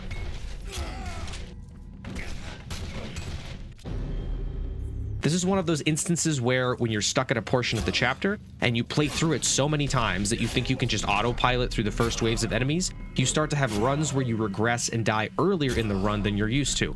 One of the most infuriating and frustrating portions of gaming. I tried to grab the sledgehammer in the room with the medkits as well to see if I can just fully scope into damage and range with my weapon, hoping that I could land one quick-ish blow, preventing further damage from the SMG. My entire health bar was depleted as soon as I showed my dumb ugly face around the corner, and the saddest part, I didn't even get to muster a swing of the sledge. The thing is just too slow. On what ended up being the successful run, I rushed through the thugs, and when I got to the SMG guy, snaked my way around the tables and junk in the hall to deliver 2 quick blows, the latter proving fatal. If they investigate the body, they'll notice a third blow was delivered posthumously. We won't talk about that one. Since I needed health after this atrocious showing, I stopped off at the room underneath the stairs for some medkits. We head up either set of stairs in the area with the SMG bomb and open one of the double doors at the top. There is an enemy here at the top level of the bleachers, and after he's taken out, you can head out the right-hand door, jumping down a set of stairs that's broken at the bottom. Underneath the set of broken stairs is a crawler to take out, and around the corner from these stairs is a short hallway with a shadow at the end. One that disappears quickly, revealing the third dead bird of the chapter. We follow the hallways in this area to enter a kitchen area with blood-stained walls. Honestly, I love the feng shui here. As we head into the freezer, several crawlers hanging on meat hooks around the corner. One quick hit takes each one out, and now it's time for our dance with the lunch lady. A quick "I've been waiting for you" from her, and then 6 to 7 hits with the paper cutter before she's done.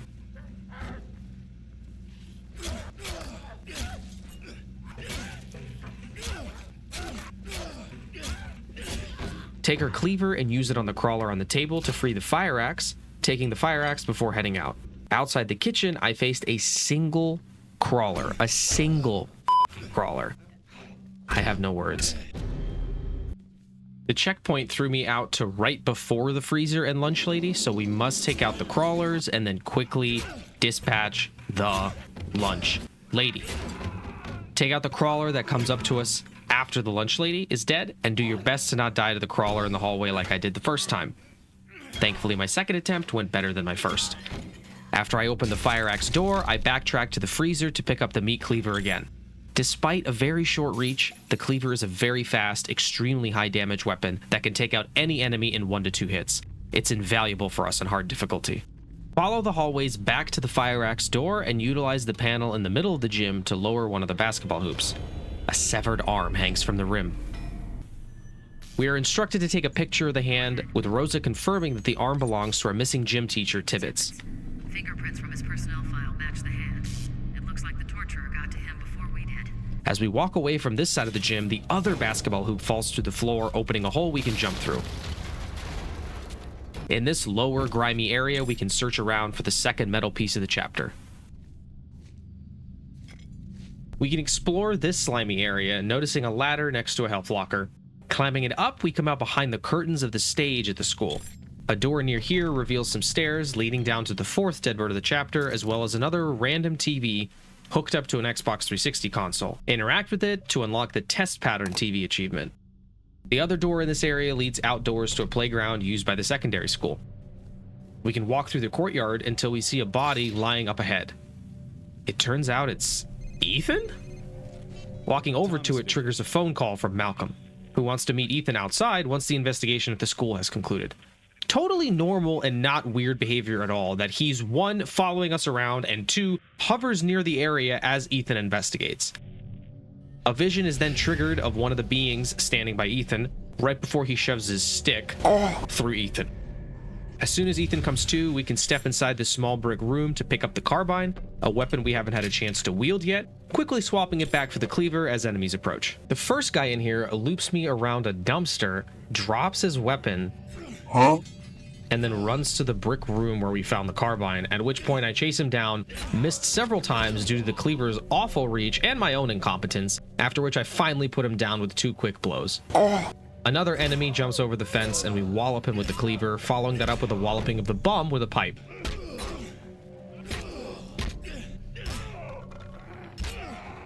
I recharge Ethan's health in the brick room and then take out another enemy with a pipe, taking care around the now present enemies wielding firearms. I take out several enemies here before a thug with an SMG makes himself visible, at which point I hard prio him to take him out before he can fire. Around the corner, we can jump through a low window back into the school. And as we walk down this hallway, Ethan has a vision of what looks like an armless Tibbets shambling down the hallway and hiding in a locker up ahead.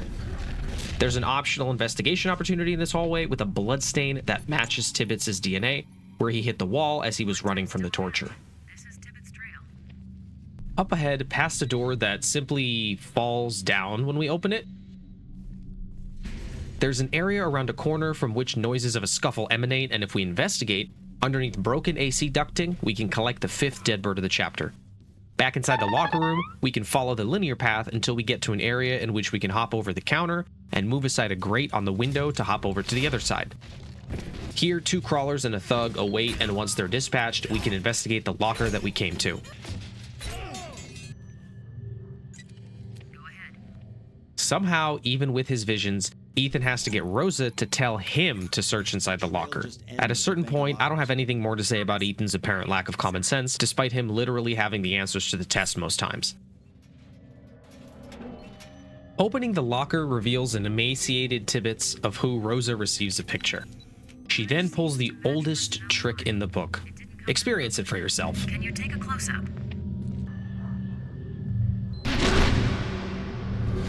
Even Condemned can't help itself with a cheap jump scare every now and again.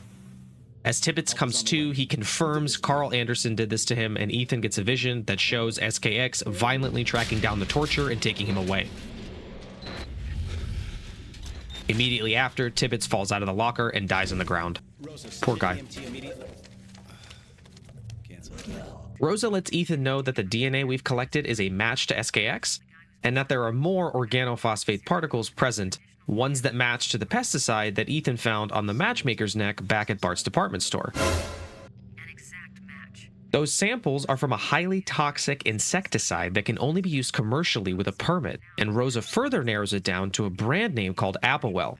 Ethan remembers the town of Briar, which was another stop that SKS frequented based on the subway map we found in the metro station platforms, and asks Rosa to look into if there's an apple orchard someplace nearby. Before we continue, we should grab the shovel. Our final task is to meet Van Horn outside the school so we can make our way around the locker room, passing through the showers until we can use the shovel to access a small room inside of which we can turn the steam off. Proceeding forward, we come to an indoor pool, and jumping inside triggers what looks like a vision but is totally real. Tibbets' body falls through the ceiling, and we have to fight off several waves of crawlers wielding various weapons, including one with a paper cutter that killed me the first time I went through this area. In my second attempt, I went through about 4 crawlers before the one with the paper cutter ended me yet again. My third time was the most intense iteration, with me taking a hit from a pipe during the massive fight, but somehow avoiding the paper cutter entirely, and even timing up a perfect block against the final crawler of the area. I made sure to swap the shovel for the paper cutter before climbing out of the pool, and in the room adjacent to the pool is a fire axe we can grab and a sandhog burly guy we can take out. Using the fire axe on the door and swapping back to the paper cutter if we want, we can move forward and witness a crawler run away from us as a door floats back onto its hinges. We can grab the sledge from beside the lockers and gain access to a small room with the 3rd metal piece of the chapter. And then continuing onward, we walk through another set of locker room showers, only these showers are a bit different from the others. As we exit the locker room, we can collect the 6th dead bird up ahead and trigger a vision in which Ethan starts floating around while being tossed about the room violently.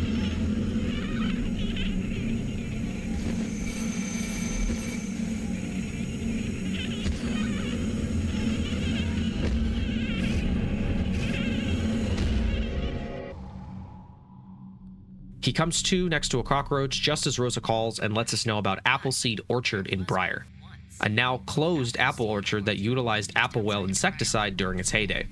Walking forward towards Malcolm ends the chapter.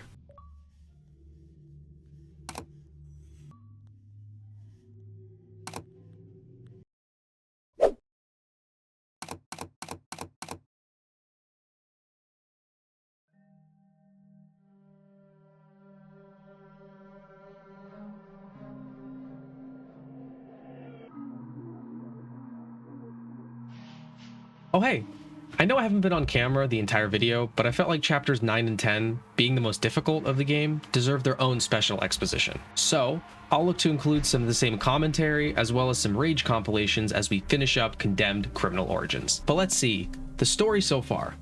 Well, We have our protagonist, Ethan, who's following up on a case of a serial killer he's chasing, a serial killer named the Matchmaker. At one of the Matchmaker's crime scenes, a mysterious suspect wearing what look like orange prison overalls takes Ethan's gun and kills 2 cops. He then beats the shit out of Ethan and proceeds to throw him out of the building onto a rusted out car chassis below. This is the first time we notice that Ethan can get put through a lot more pain than the average person, and we're also introduced to Ethan's hallucinations or visions, whatever you want to call them. Now, these are strange episodes that occur whenever Ethan senses danger or evidence nearby, and they're usually used to progress the story in the sense that they give Ethan some more evidence as to who he's chasing or what sort of lead he's hunting down, or they give Ethan more information and context about the place that he's at physically. At this point, we're introduced to an old family friend, or at least he claims to be an old family friend, Malcolm Van Horn. He levels with him and tells him that the FBI, Ethan's employer, thinks that he killed the 2 police officers. They have no knowledge of the suspect who pulled the trigger. You will be blamed for their deaths. Now, Malcolm tells Ethan to follow the suspect through the central metro station, the subway grid tunnels internal to the inside of the city, and eventually Ethan stumbles upon the suspect's makeshift hideout. A metro station map we find in the hideout tells us some of the places the suspect frequently visits, one of them being a rural strip of land outside of the city, and another being a rundown, decrepit, out-of-business department store. We then find some evidence, namely a mannequin arm, linking the suspect further to the department store. Ethan proceeds to take the subway to Bart's department store, where we find the corpse of the Matchmaker, posed just like he himself liked posing his victims. This time, though, the gender roles were flipped. Male victim, female mannequin.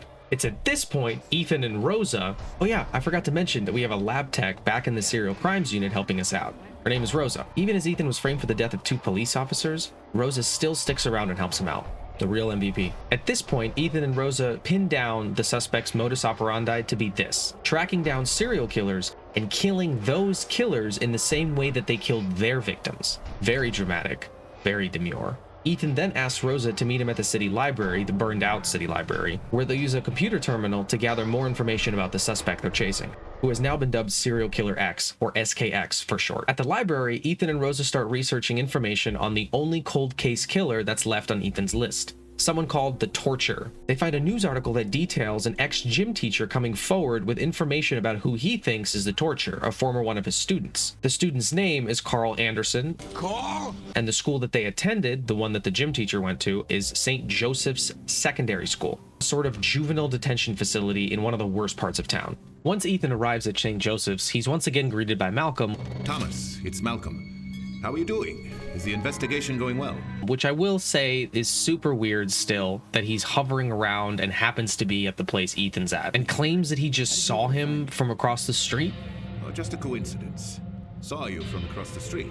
Inside the school, we find a shitload of enemies and hallucinations as we continue to uncover Carl Anderson's whereabouts. His ex-gym teacher, the guy who reported Carl Anderson to the police, Samuel Tibbetts, seems to be on the run from Carl, and Carl's doing what he does best: being the Torture, torturing Tibbetts until Tibbetts himself takes his own life. As we explore the school, we find Tibbetts' severed lips and arm, finally finding Tibbetts himself, stuffed into a locker. Before his untimely demise, Tibbetts tells Ethan that there was a man, presumably SKX, who chased down Carl Anderson and took him away. It's at this point we get a lead that points us to the location where Chapter 9 and 10 take place.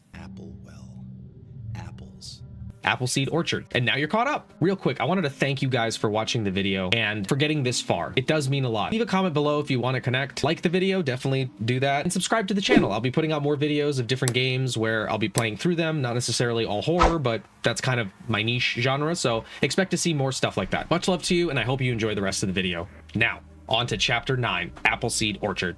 All right, here we go. We're back. We got Chapter 9 on deck. We got Chapter 9 in front of us, so let's get it going. I believe now we're in the car with Malcolm. We're headed towards Briar. We're headed towards the apple orchard because that's where the clues led us. Malcolm's been doing his weird shit, standing outside of the school while we were searching in the school for clues to where the Torture was. Now we have evidence that Serial Killer X found the Torture, brought him with him, and is now basically torturing the Torture the same way that the Torture would torture his own victims. So let's get it going. Yeah. So we're in the car with Malcolm now, headed towards this apple orchard. Once Ethan is in the car with Malcolm, he divulges that he previously thought the Bureau valued him because of his investigatory prowess, but in fact, given the reports and redacted x-rays Rosa shared in Chapter 8, the FBI is interested in him for other reasons. What do you mean? I saw my file. The redacted one. Apparently I'm some sort of circus freak to them. Malcolm makes a comment on how the death of 2 cops in Chapter 1 is unfortunate, but perhaps best this way, and Ethan finally wises up and accuses Malcolm of knowing more than he lets on. You seem to know a lot more about what's happening than you're letting on. Deep piano tones. This is Appleseed Orchard Estate. Stay on your toes. Malcolm conveniently avoids further discussion and drops Ethan off in front of the main residence of the orchard.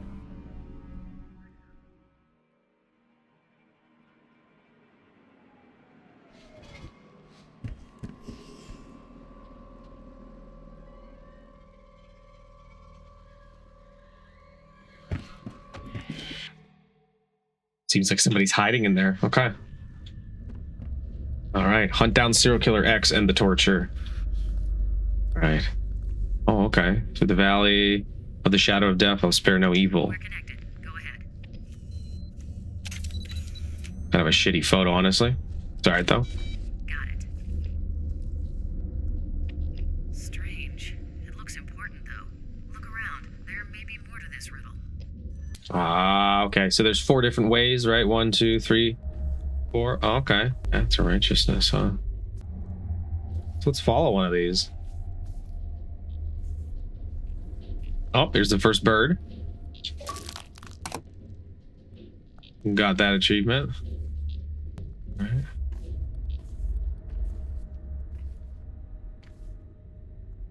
Okay. Wonder if this is the same one or if it's a different one. Because the one we're following is this one, I think.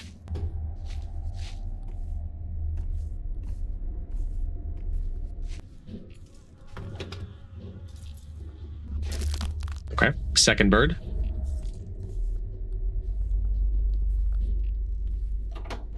I don't want to go down to the basement yet. Oh, is that the other one? Hold on, hold on, hold on. There's another one here. I wonder if this is from the same room. Huh.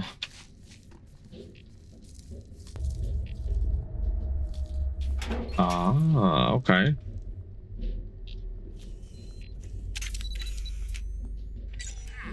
clue, perhaps. See if you can find more. One of the 4 parts to the riddle. Okay. This is the basement. I think I'm gonna finish the first floor first. Search all these rooms to make sure I get everything.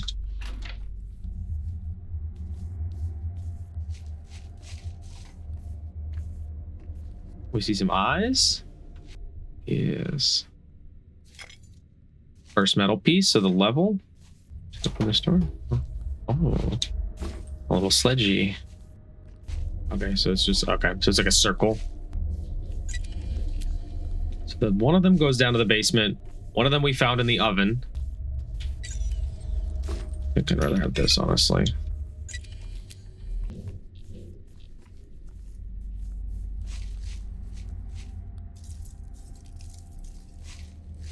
Okay, so this one goes into this bedroom.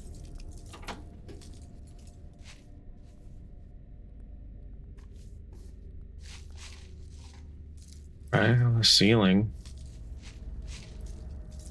Okay, it goes upstairs. Okay. And what about the last one? Does it also just straight up go upstairs? It does. So the 2 go upstairs. Okay.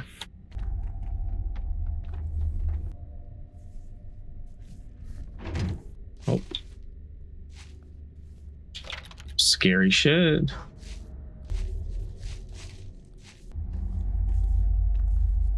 We need the sledge here. Okay, so maybe we go back for that. Oh, okay, another metal piece. Very nice. It's on the other side. It goes through, right? Yeah. Okay. Here it flies. Ooh. Third bird. Okay. Let's check in here. Ah.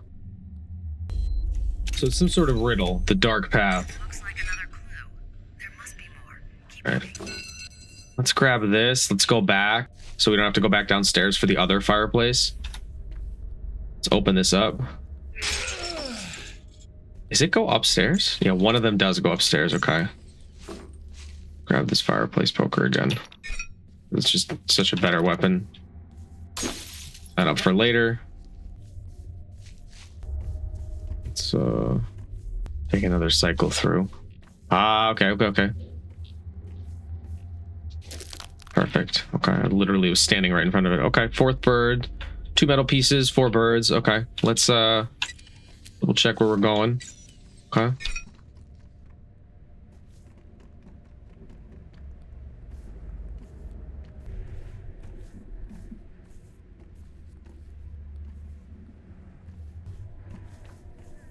Oh.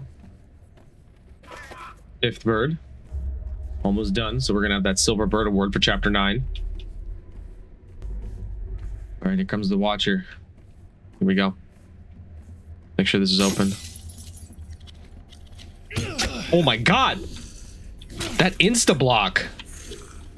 I think this is my best bet, is to avoid, and then to try to block on attacks that are easy to counter. Like, not that one! Oh my god. Oh, nice block. Oh, that was key for me to do that. There we go. I'm feeling good. Feeling good. Oh, good block. There we go. We didn't lose that much health. All right, now that we've healed, let's find where this was. It's like behind this area. Sometimes you gotta go run around in the attic to trigger those boards from despawning. No, okay. Interesting. So normally, the way this works is we defeat the Watcher and then the wooden boards will despawn. Sometimes you must take Ethan all the way out of the attic by way of the staircase, what I'm doing now, and back to the wooden boards to trigger the despawn. Sometimes this works, other times it does not. Sometimes we're reminded that we are playing a game from November 2005, albeit in an unceremonious and annoying way. Eventually, after a few jogs to and from the attic stairs, the wooden boards despawn and we can continue on our way. I can probably reload my checkpoint, and that's going to bring me back down until... Oh, okay, cool, finally. Oh my god. Getting worried for a sec. Jump back down into the building. Okay.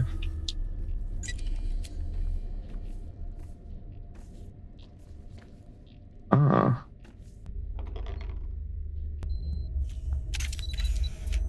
Another piece of the puzzle. Keep searching. All right, 3 or 4.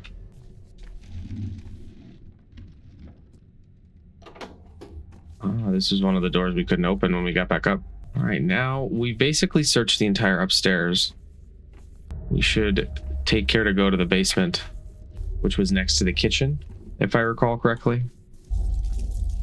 And the atmosphere is scary. The window shutters flapping. Oh my god.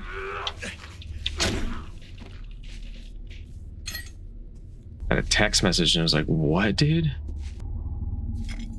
Got scared. Literally the only reason I knew that the crawler was there was because of the noise he started to make. Otherwise, completely silent.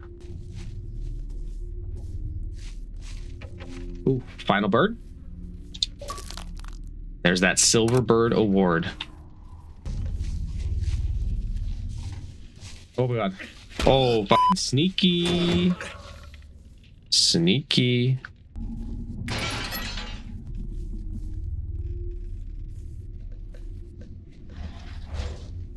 I heard you shuffling. Shuffle, shuffle. Ooh. We got the gold detective badge. Another Xbox 360 console hooked up to a TV.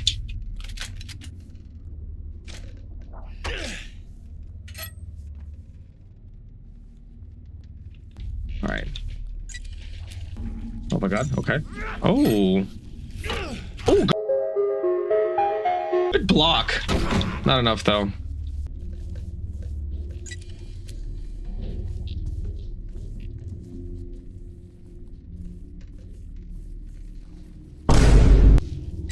That literally scared the fucking shit out of me.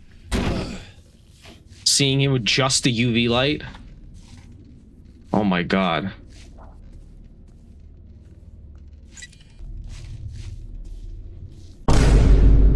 My God. Oh, mistimed that.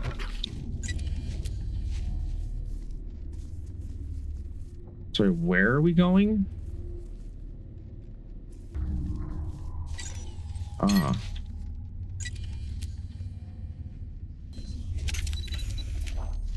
All right, this should be all the clues. Okay. The dark path to righteousness is beyond what you see yourself to be. I'm running the phrase through lexical databases, but not getting anything. Continue searching the house. Maybe its meaning will become apparent. Yeah, maybe. Oh my God. These little b***ers come out of nowhere.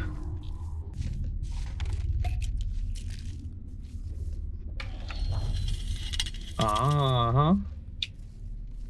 That's what I'm talking about.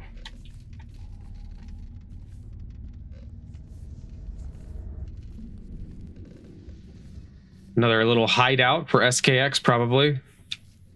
No doubt.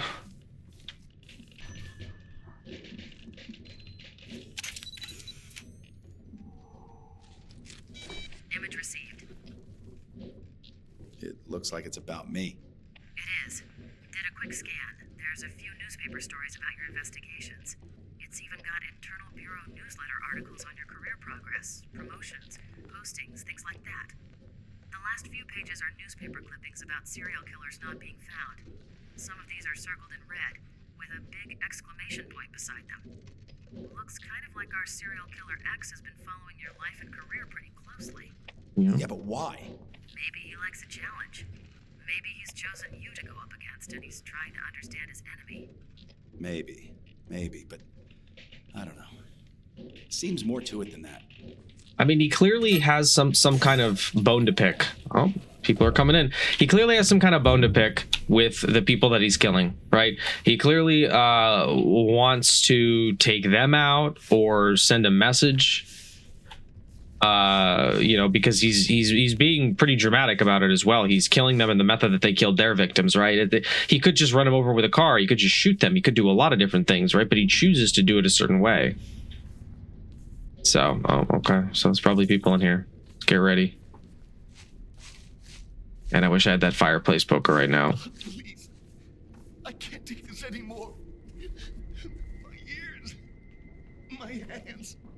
That's the torture. Sounds like he's been getting tortured, basically. Oh.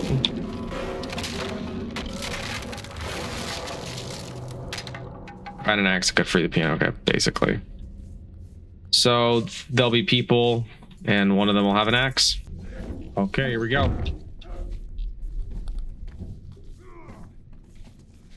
Here we go. Oh, how did that get through? Kind of want. Oh, that backswing was nasty. Okay, I gotta time this because with the shovel. Oh man, that is tough. I gotta run. Oh man, I gotta. Oh, if he did that tertiary swing, that third swing. Oh, no, I'm not. Oh, there's a health kit that I just. Oh! Oh my god, there's a health kit that I just ran past. Oh my god, dude. I need his crowbar.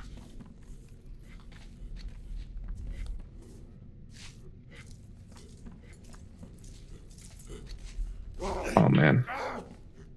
I'm afraid to man. Come on. Okay, here we go. We're good now. We're good. We're good. Gotta be conservative though. Gotta be conservative. Because this guy can take a lot of hits as well. Excellent. All right. Oh, here comes the guy. Oh, very nice. What's up, bro? Where you going? I hear another dude behind me. Okay, here we go. We got to make sure that we identify the guy with the fire axe as well. Come on. heard him. Sledge. Not my favorite.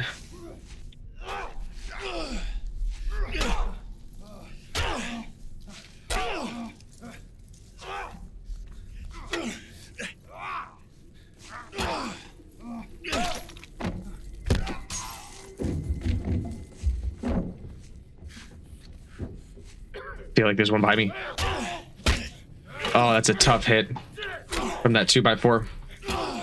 Oh, that's gonna hurt. I'm gonna pay for that one. I need to use that last health kit now. There's another one on top of the fireplace, I'm pretty sure. Maybe not.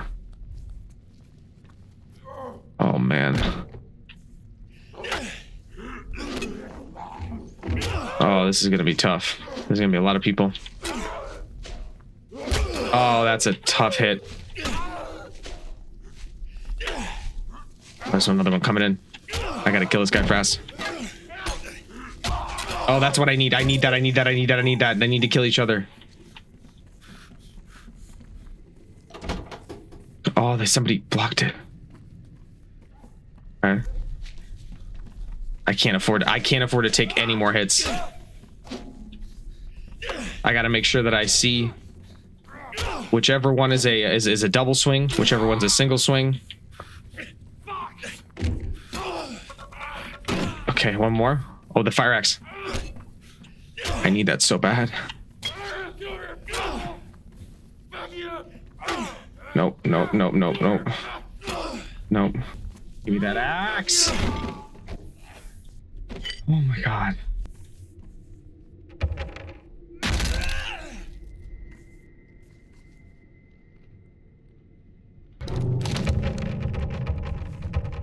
All right, let's go upstairs and investigate.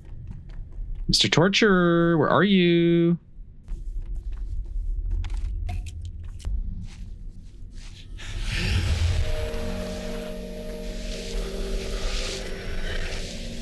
So this is him at his wit's end, basically succumbing to his own MO. Yup. Transfer when ready.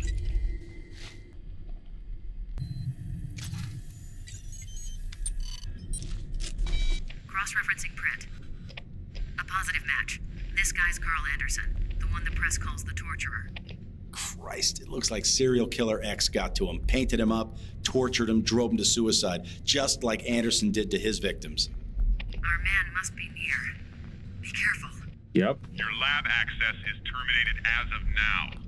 Taxpayers wouldn't like you using resources when you're officially on suspension. Farrell, listen to me. Talk to Rosa. We're this close to getting the guy. I don't know what poor innocent schmuck you're chasing. Oh, I don't think innocent. It's a bit much. Into the bureau. Give yourself up and we'll talk. There are things we need to discuss. I can't do it, Farrell. Then play it your way, but we'll find you. Count on it.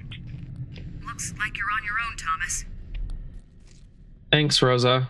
Although, she did help a long time. Carl. Carl. Come on, Mr. Torturer.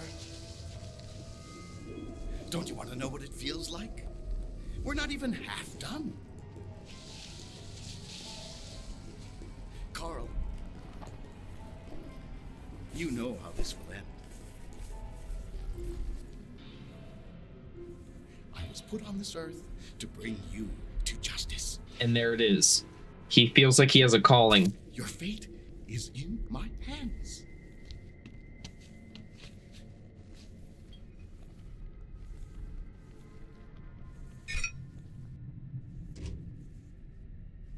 Oh, we're gonna do the little fake out. Carl, you've given up. Wait for it. It's a shame. Wait for it. Perhaps you know what you have put others through. Although it makes you even more pathetic that you weren't brave enough to kill yourself. Now I'll have to do the job and make it look right. It's so sad. Now. Shouldn't have come here. Don't run. Here we go. Don't run. Don't run. Okay, where are we gonna dance, partner? The music is insane. He eventually comes back and tries to fight me, so I'm just trying not to get ambushed by him. Come on. There you are. Ooh. Oh man, you're too predictable. I've been fighting people. I've been fighting people all game, baby! All game!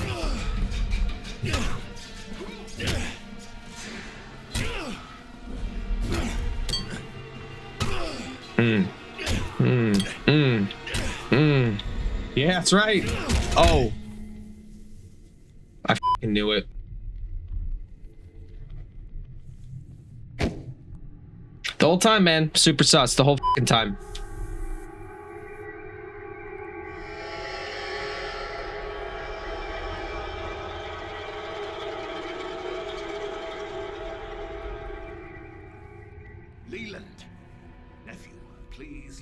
I tried to hint at it a little bit because I didn't want to spoil it for anybody, but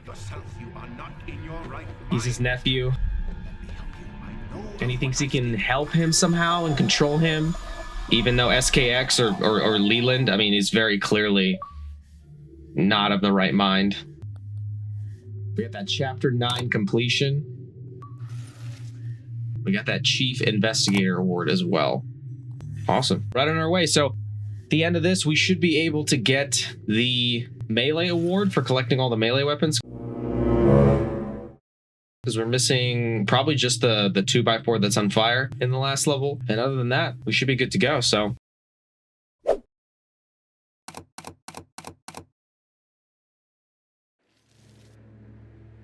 welcome to consciousness, my friend, though you won't enjoy it long.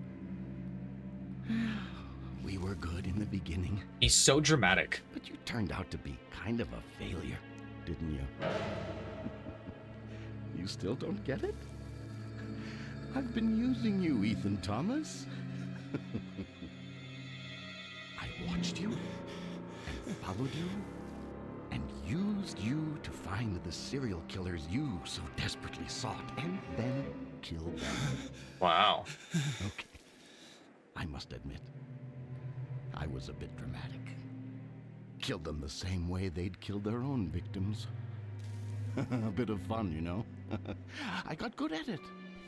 Shame it ruined you at the Bureau. But some things are unavoidable. Honestly? Of course, since you're no longer going to be any help, there's no reason to go on this way. Nah. How would you prefer to die? I didn't like the torturer's methods much. Too risky. Perhaps a slit across the throat, like the roadside carver. Simple. Short and sweet. Keep it simple. The bone cutter neatly dissected the body, removed the internal organs, and labeled them for the police to find. Oh, yes, he was one of mine, too. We were so close to him. It's the creature we've been seeing around. Perhaps it would be better if you lost him. Yeah. Us and a matchmaker are twinsies now? Find and destroy it. It has caused all this madness. The thing above us. Go, kill it now. Okay, Malcolm. Whatever you say. I don't have a flashlight. I don't have a taser for the entirety of the level. But I do have a 2x4 that's on fire, and we found our first bird. So we should be getting the bronze bird award for this chapter. We should be getting the silver bird award for getting all the birds in the chapter. And then finally, we should get the gold bird award for completing all the birds in all the chapters. What? Oh, okay, cool.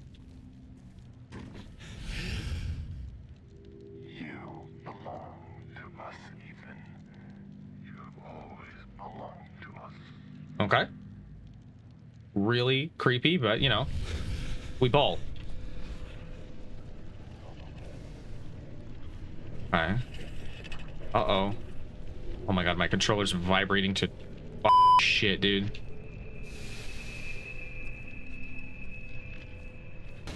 Oh my god. Oh my god. Oh, I see people. Hello. I'm waiting for somebody to jump out at me.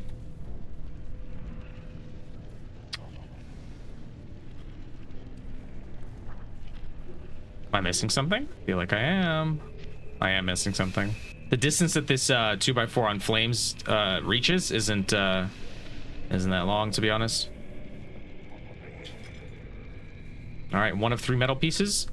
We should be on the lookout for the other 2. Oh, oh, what up, boy? Oh, you an ugly mofo.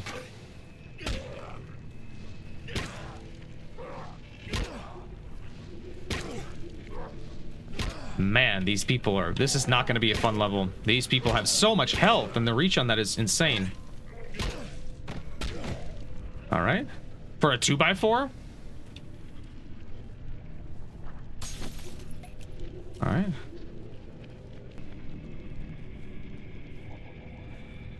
Oh.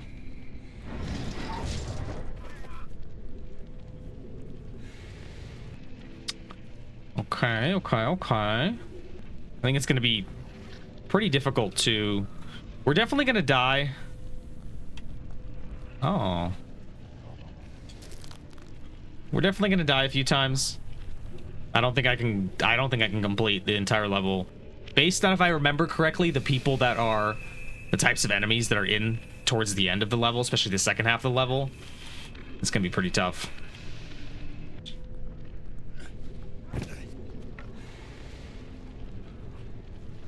Oh, okay, okay, okay, okay. We get a little medley. Oh, hold on, hold on. Let me not forget that piece. Let me not forget that piece. Boom. All right, there we go. Third propaganda report. That's when you get, I think, 29 pieces of 30. Oh, no way. All right, we can't take any more hits. I'm pretty sure. Depends on the kind of attack.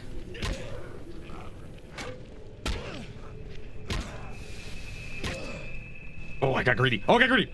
Oh, I got greedy. Oh, I got greedy. I got greedy. Okay. I got greedy. All right. Okay. Man, I could use a health kit. That would be dope. Hey, ask and you shall receive.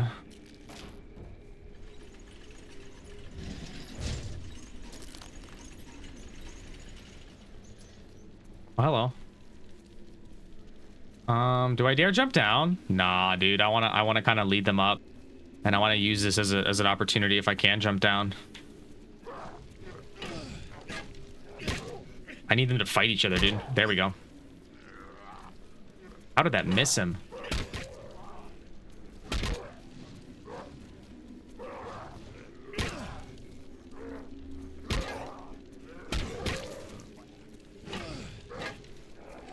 Man, this is so difficult. Oh, man. Oh, my God. I have an absolute pube of health left. My goodness.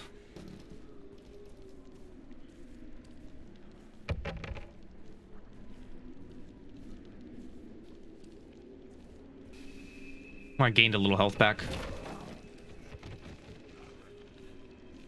Man. It's just not gonna be fun. If somebody comes up behind me, I'm absolutely boned, bro.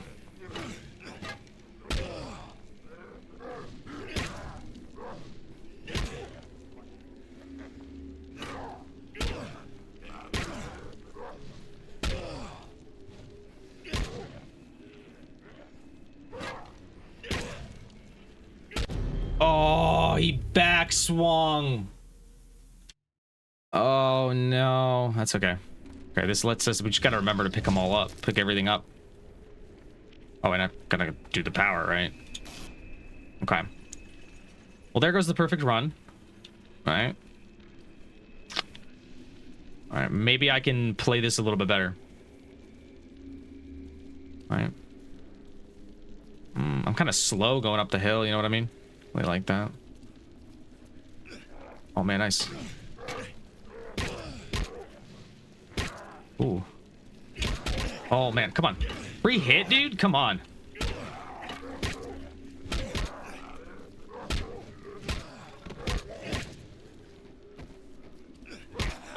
That's terrible timing. Goodness.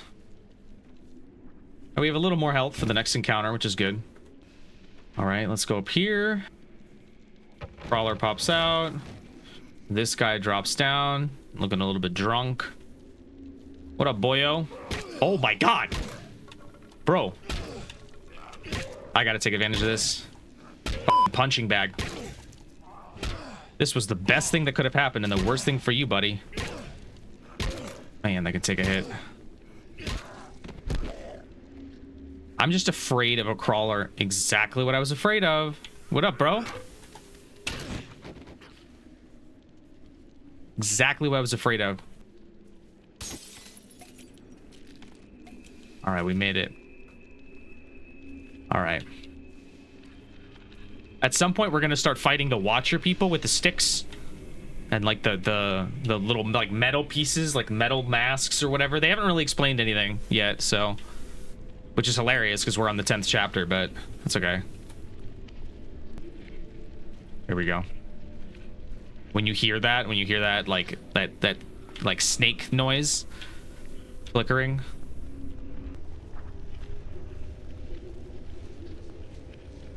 Okay, we got a crawler. Oh my goodness. They are silent.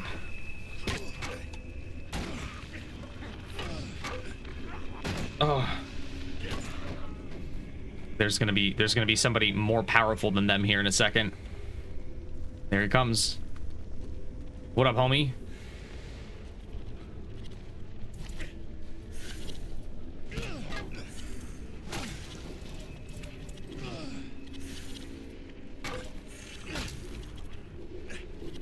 Oh, how did he miss that?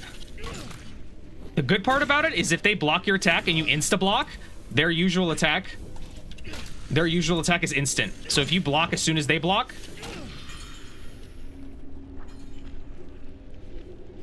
if you saw it a couple times there, then it's a free hit. The reason blocking a Watcher's attack after they block yours works is because the Watcher tries to insta-attack Ethan after he blocks their attack. It results in a double parry, where the second parry is Ethan parrying the Watcher's quick counter move, and it usually does result in a free hit. Thought I'd jump in and explain that since it was a little confusing the way I phrased it in the video. Good? Alright, let's continue. Alright. I think we're good. I mean, I guess I can go back. This level is insane, so maybe I should invest a little bit of time. Go back, grab this health kit. And then we can go and take on the rest of the level. Oh, there's more health kits here as well. Oh, wow. Not bad. Alright. Okay. We got the farmhand homies. What up, bro? Man, you are a go. Man, I need to stop being greedy with that, because that hit didn't really do much, but some of these hits.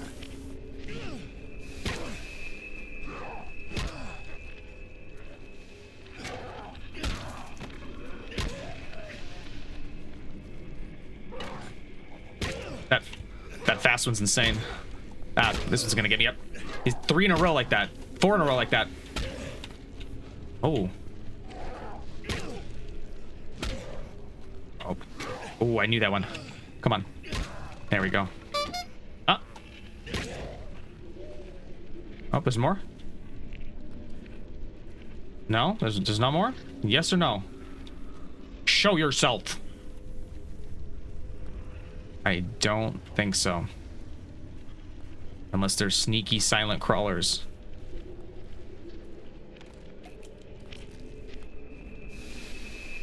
Man, the atmospheric like soundtrack is insane. It just puts you on edge, you know? If there's one thing Condemned does really well is crafting that level and crafting that atmosphere. All right, we got through that. Got into the checkpoint. Oh, I hear people. I hear someone behind me? No? That's weird. Okay. Oh, okay. We got normal people. Oh my god, with guns! Oh my goodness, with firearms? Oh my god. Okay, I don't have a taser, so there's not really... I just have to wait. Oh. I mean, not that I'm using the taser anyways in this playthrough, but like there's no way for me to... Bro, I hear that, dude. It's f***ing creepy. Bro, both of them have carbines? Are you kidding me?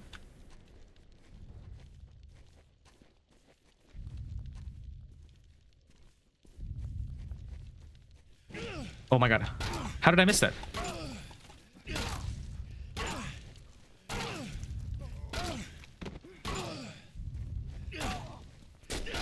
You guys are terrible with guns. Just knocking teeth out left and right. I swear that was pretty easy.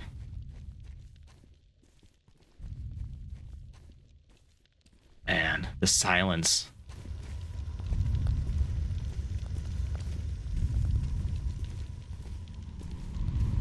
My god. Oh, here more, okay. What up, Big Uggo? I'm dead. I'm not dead, but I definitely gave up that hit.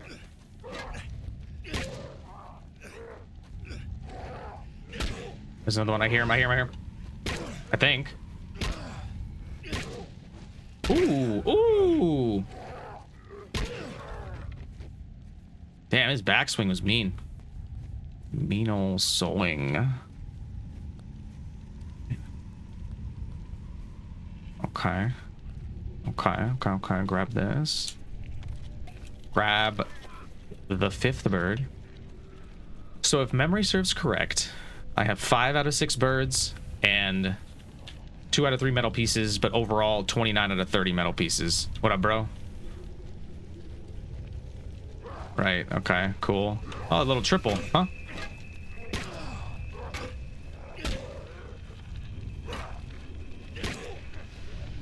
This is good. The sense that I can line these people up. Bro, come on.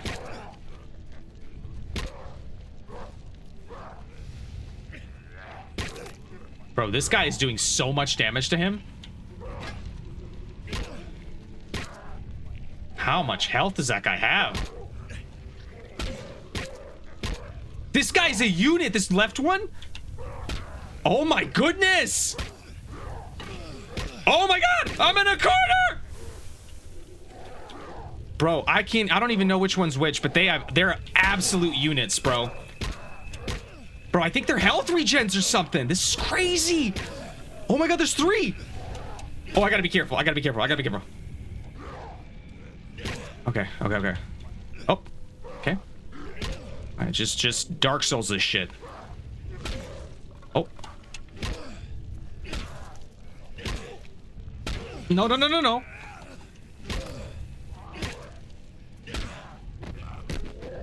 Oh my god. Oh my god, there's 2 more? Oh my god. I'm gonna okay. I need to get around them. I'm dead. Oh, unless I can run all the way. Oh my god, they're so kind of fast, bro. They kind of speed a little bit. Come on, Ethan, grab the house, Ethan, you can't do this to me, Ethan, you can't do this to me. Ethan, bro, I tried to line that health kit up. Oh my god, dude, that's a tragedy. Okay, so trigger these guys, right? Come back here and I need to come out with a lot of health at the end of this encounter specifically. So we just go ape shit. We ball. We know all of his attacks. We know every one of them. We can block every one of them. This is easy. Where are you going? Every one of your attacks I know. Except that one. Oh my god, except that one. Of course. Okay, that's 1. Okay, this is 2. Oh my god.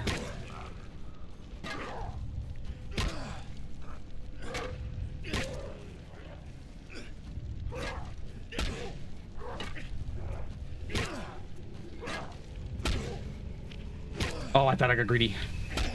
Okay, I don't know about that one. Okay.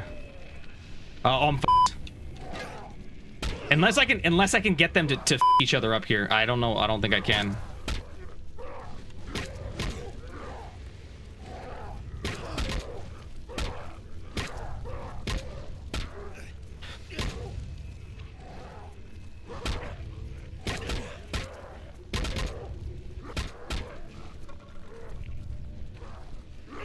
Oh, I got greedy when this guy went for his 2x4 on the ground.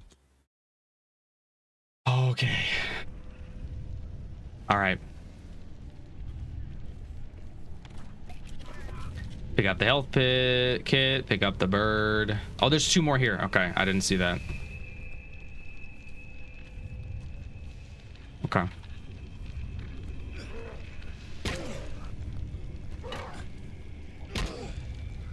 I'm just concentrating, chat, at this point.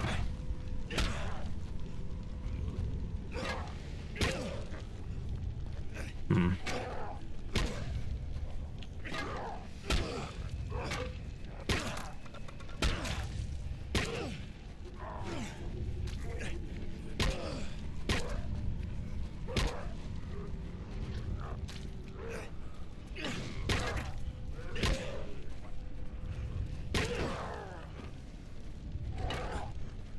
Maybe one that comes from behind.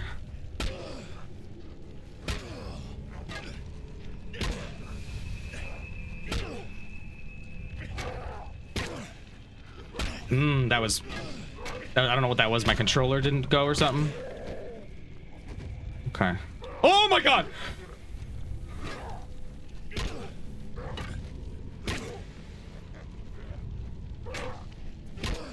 Alright. Okay. Man, that was bad. That was bad timing. I need to let them fight.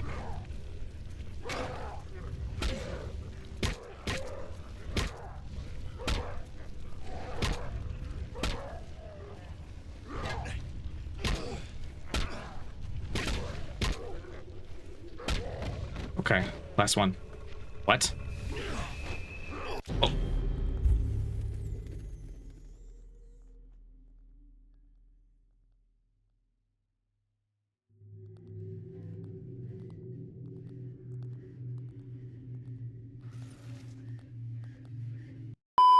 Okay, last one. What? Oh. Who can say where the road goes? Okay.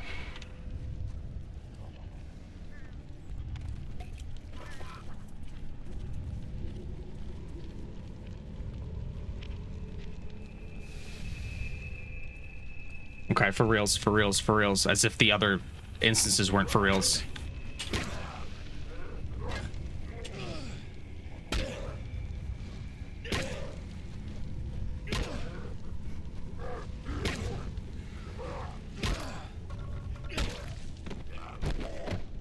Okay.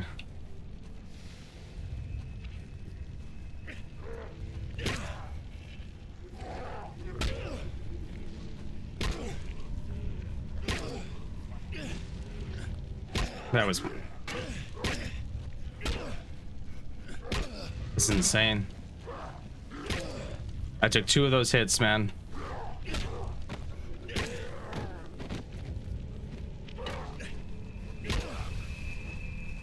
Oh my god, I'm absolutely screwed. That's it.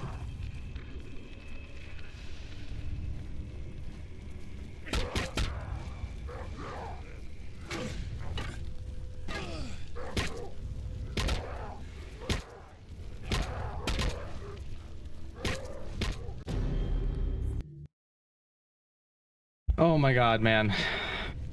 This is gonna be the bane of my existence. I think what my strategy needs to be, keep them around here, but I don't know how to kite them well enough. They're really fast. Man, and their attacks are... dude, you would think that after 5 rounds of this, I would be better at timing this.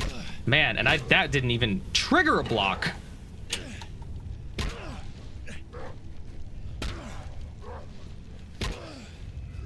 That's incredible that reached. That's f***ing incredible with the 2x4.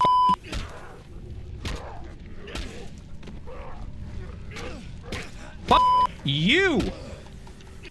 Dude, I was trying to get to the guy behind him. Oh my god. Oh. All right. My god, dude. Bro, come back here. All right. All right. There we go. For reals, for reals, for reals. Like, for reals, for reals. Literally take a fucking 2 hits off the rip! Off the rip! Off the rip! 3 hits off the rip! 3! Dude, I need to retire. I need to retire and think about different things with my life. Bro, fuck you, dude. You are such a fucking pussy.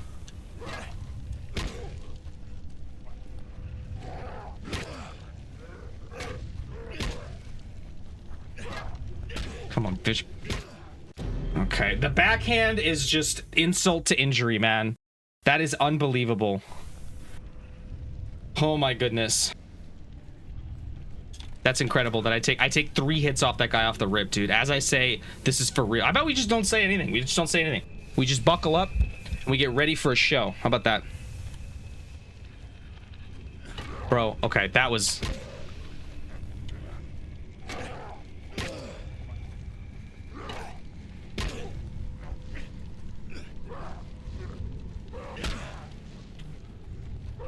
Okay, that's a bit generous with the reach for that weapon. I almost said gun.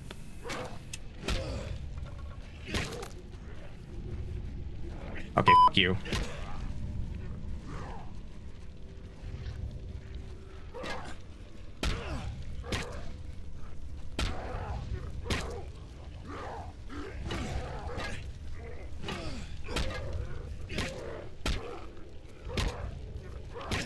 That's incredible. That the swing meant for this guy, that the swing meant for the second guy actually landed on me, man.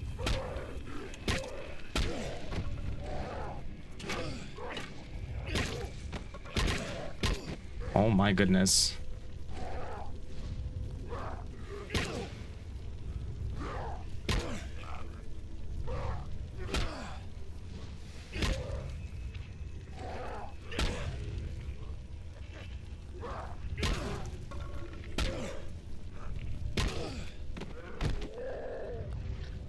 God, is there more behind me? Dude, I need a health kit.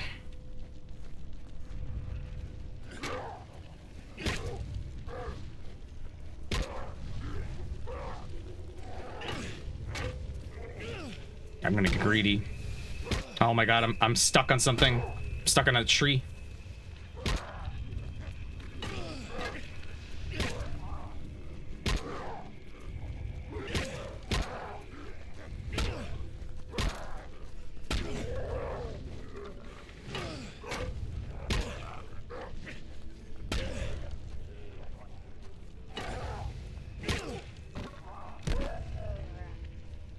Oh my god, is that it?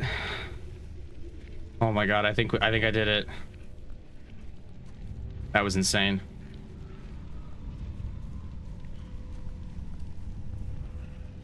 That was insane.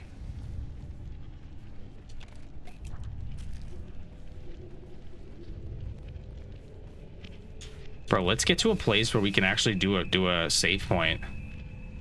Because, man, to have to do that all over again would be absolutely painful. I'm pretty sure there's a watcher here. Yeah, person with the steaks. What up, homeboy? Right.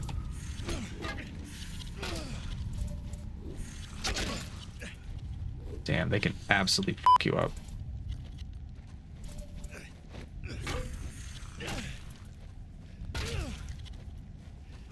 And he has like a spinal attachment. He has stuff on his chest and stuff too.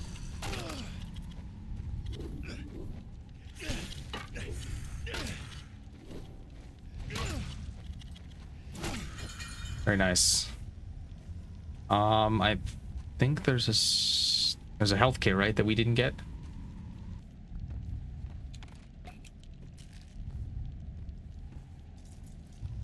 What up, boy?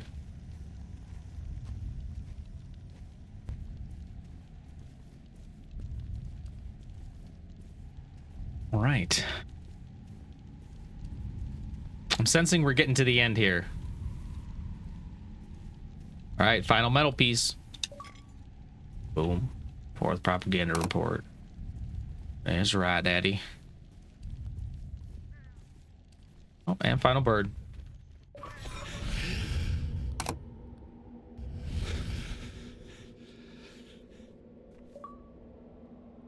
Very nice.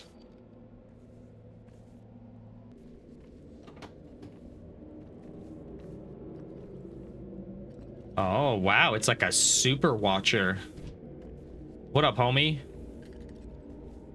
You want to come down and fight, or what do you want to do? Bro, you ugly. Oh, we got your homies there, huh? All right. Okay. Great part is that they are literally 2 shots, or 1 shot rather.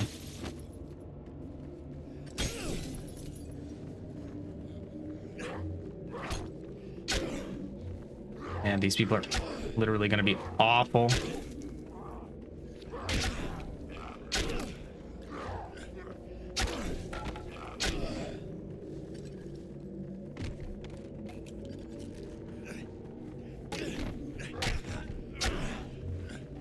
And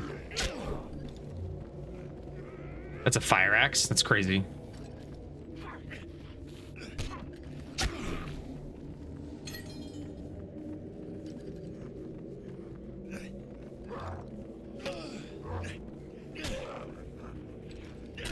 Oh my god, that's an incredible sacrifice to make.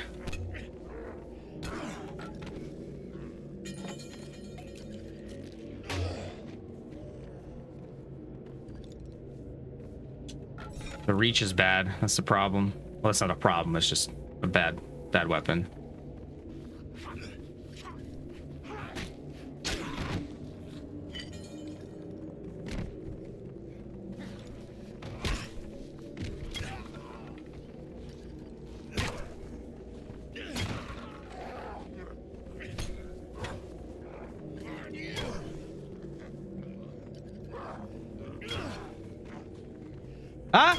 It's so slow. Oh my goodness, I saw you from the corner of my eye.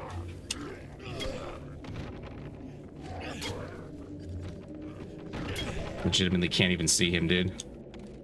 It's like Rebirth Island lighting. Oh my god, it's you. Oh, I don't know your attacks at all, and I have such a slow gun weapon. Okay.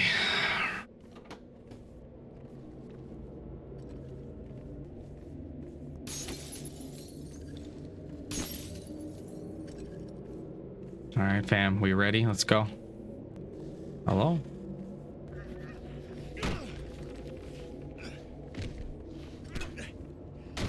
I just gotta get rid of him fast.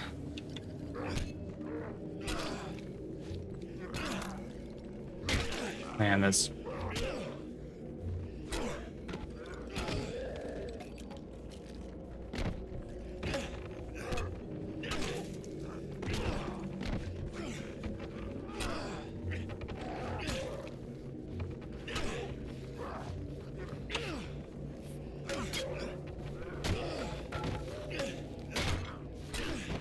Oh, that little friendly fire action. Oh my goodness.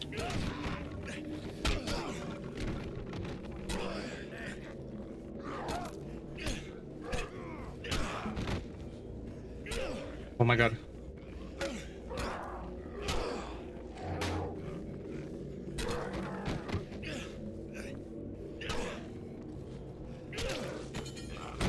All right, here we go. Come on, give me that pipe. Or small pipe, whatever. Here we go, daddy. Me and you. Let's tussle. I'm so fucked. I'm so fucked. I'm so fucked. I'm so fucked. Dude, I am completely out of my depth.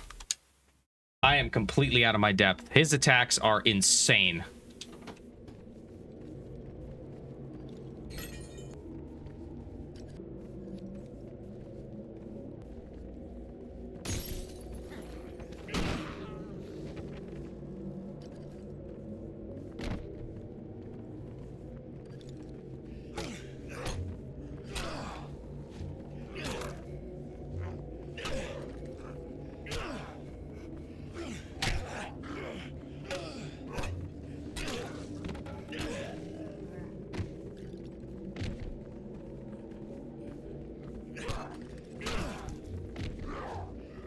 I'm getting kind of lucky on these swings from him.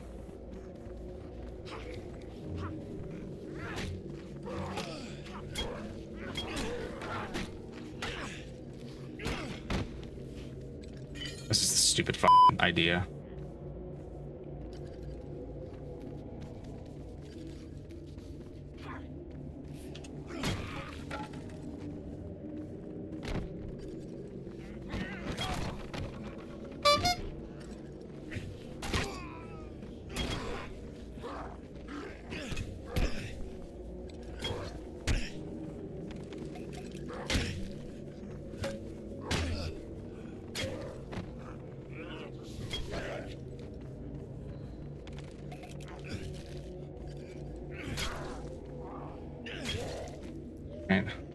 It might actually do me well that the fire axe is slow. Okay.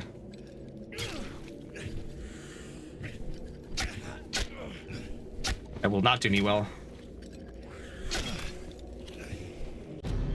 I need to hit one block. I need to hit one block during that fight. If I don't hit a single block during that fight, it's over.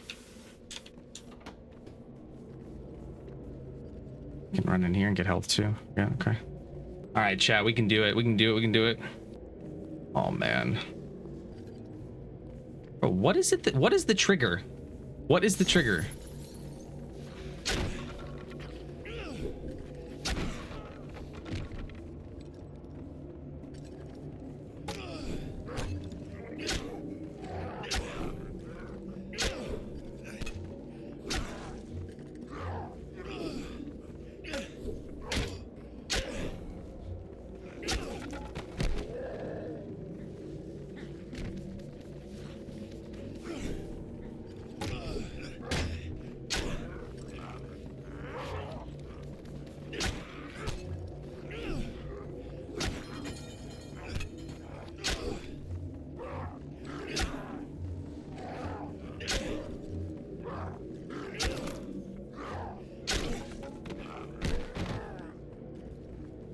Oh, damn. The door closed.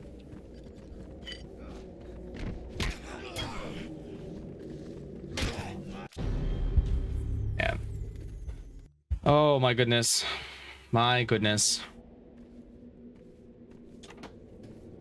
So I wonder when the door actually closes is the question. Maybe it closes when the people actually start coming here. Oh, it literally closes like almost as soon as I leave, so that's okay. Okay, here we go. 1 and 2. All right, we got a big guy from here. Go on the offensive. It's gonna block it. We go. We just go ape shit.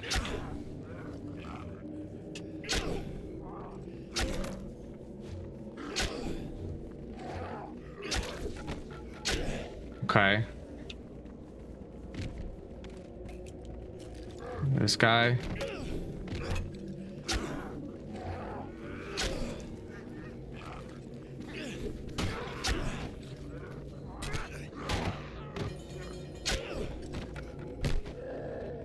Okay.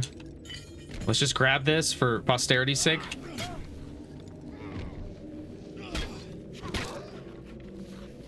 There's gonna be another big boy here.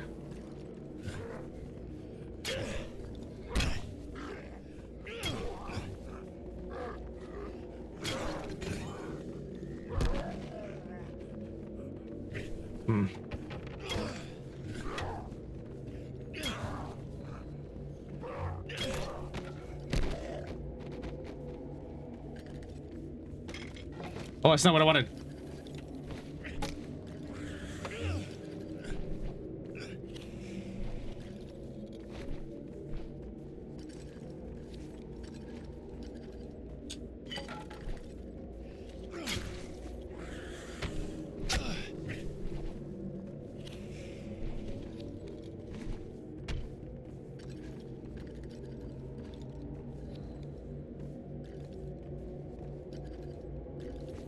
Oh, that's a crazy one.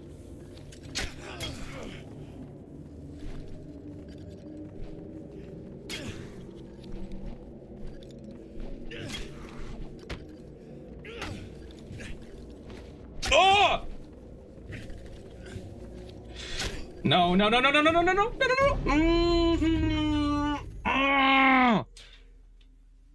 Oh my God, bro.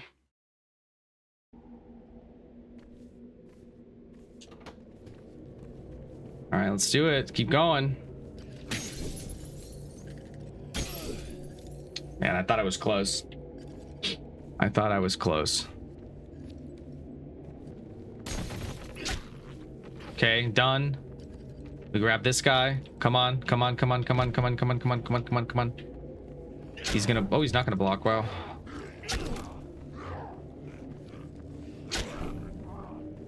I can see almost anything. Okay, that guy's done. There's gonna be another big boy. Yep, here we go. Gonna block. We're gonna go. Retaliate. We're gonna go. He's gonna do that. We're gonna go. We're gonna go. Okay. Come on. This guy gonna, both of them are gonna die. Come on, come on. Nope. Now we need to get out of here. Oh, easy. Down. Perfect. Now there's gonna be a guy. Yep.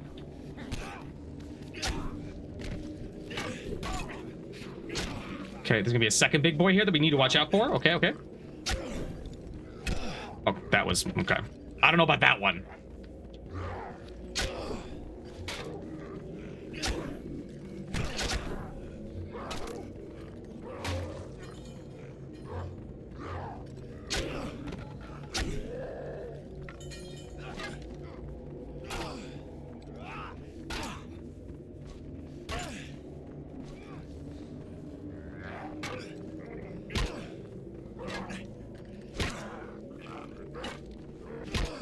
Try to, I'm gonna keep that last guy alive so I can get the fire axe.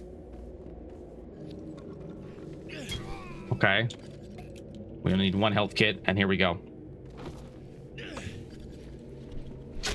Man, that is good. That is so insane.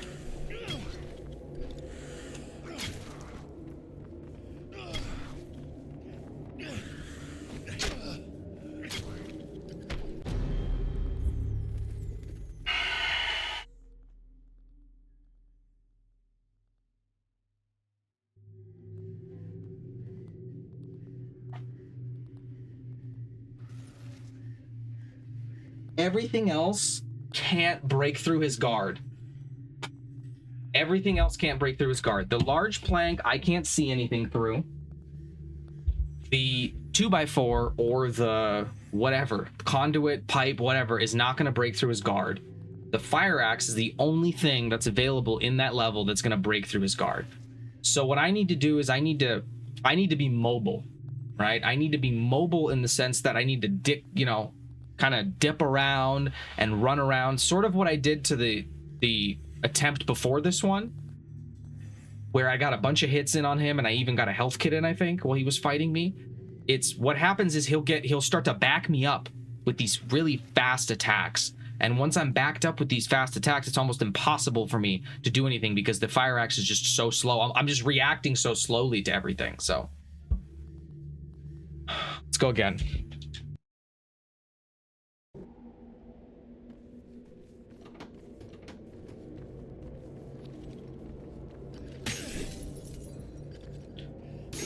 If the large plank didn't cover most of my screen, maybe.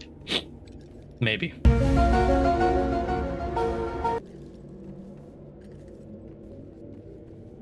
It's the amount of like walking and just like nose picking I have to do in order to trigger some of this shit is insane. Whatever, bro.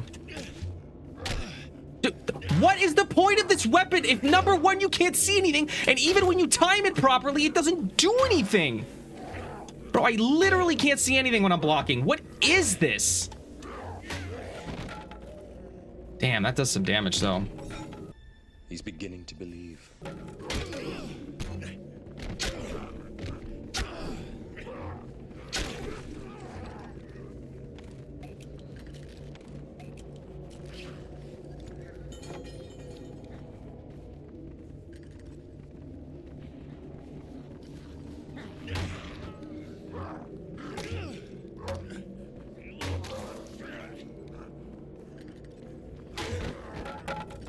Honestly, it's kind of good.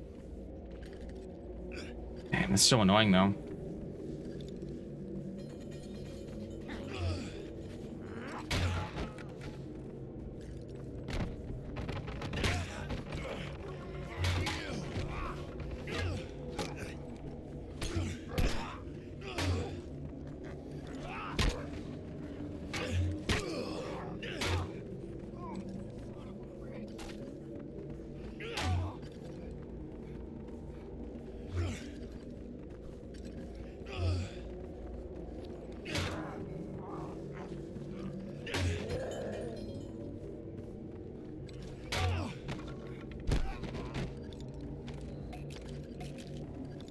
This is another big guy, pretty sure.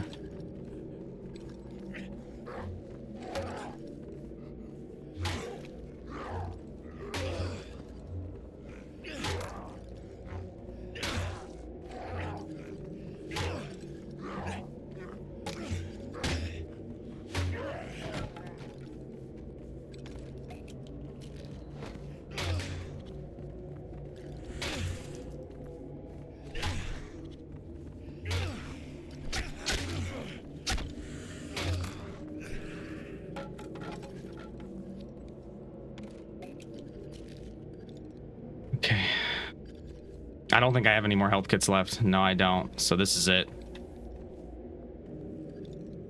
And what do I want? Do I want something that's going to be mobile?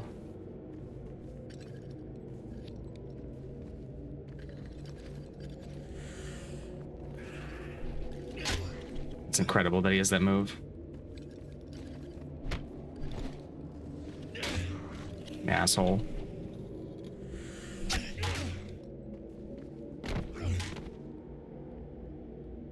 Oh my god, okay, grab his shoulder.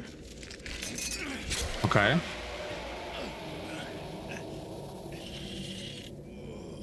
Okay. He's gonna jump on top, very cool. And I'm gonna have to fight more cronies, huh? But there's more health.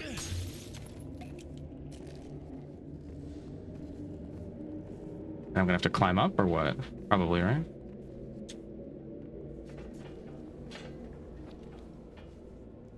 All right, baby. Ew.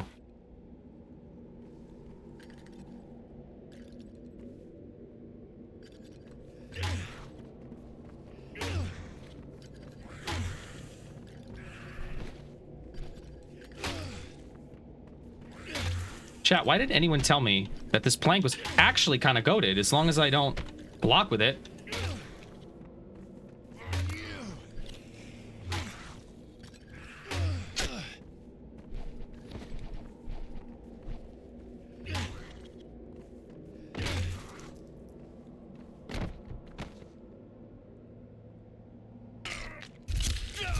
Oh my god.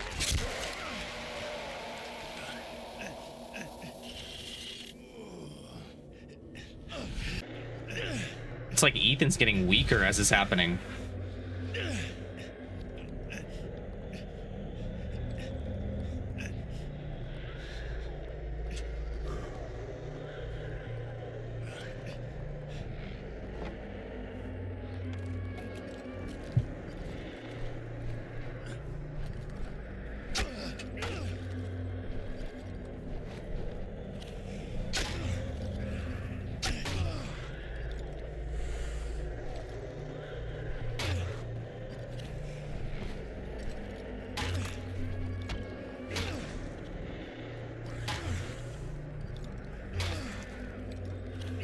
Ah.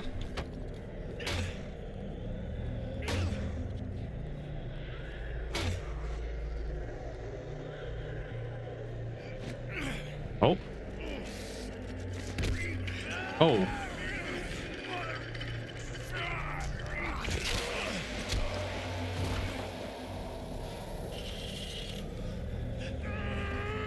Oh my goodness. Damn. Ethan's a badass.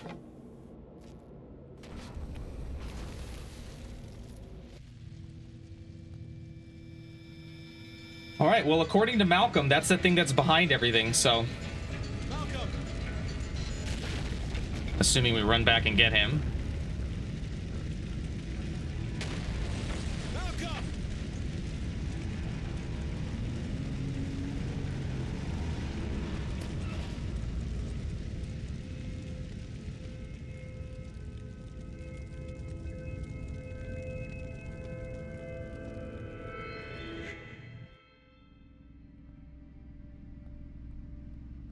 Oh, so it's Malcolm.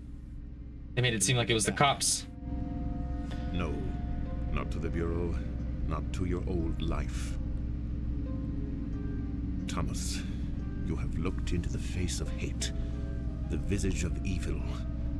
Know that hate is in your soul, too. It is, sadly, everywhere. Mastering one's fear and controlling one's hatred is perhaps the most difficult thing one can do. Well, at least it's over. It's dead, and the killings will stop.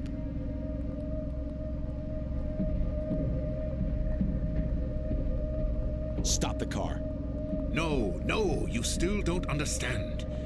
He's done unspeakable things, even though those he killed were killers themselves. But he isn't responsible. He's not in his right mind. I think he's in his right mind. I think he knows exactly what he's doing.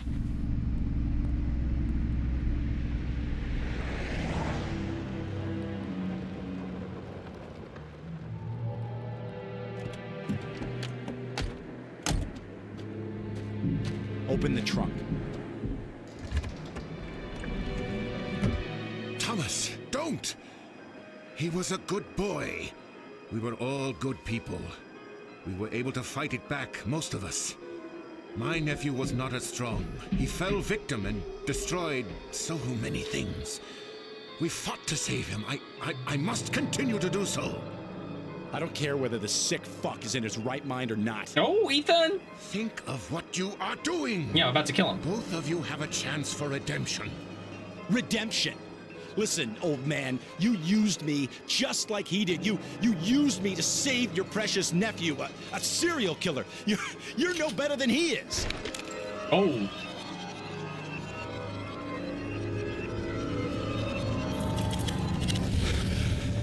Oh, the Watchers.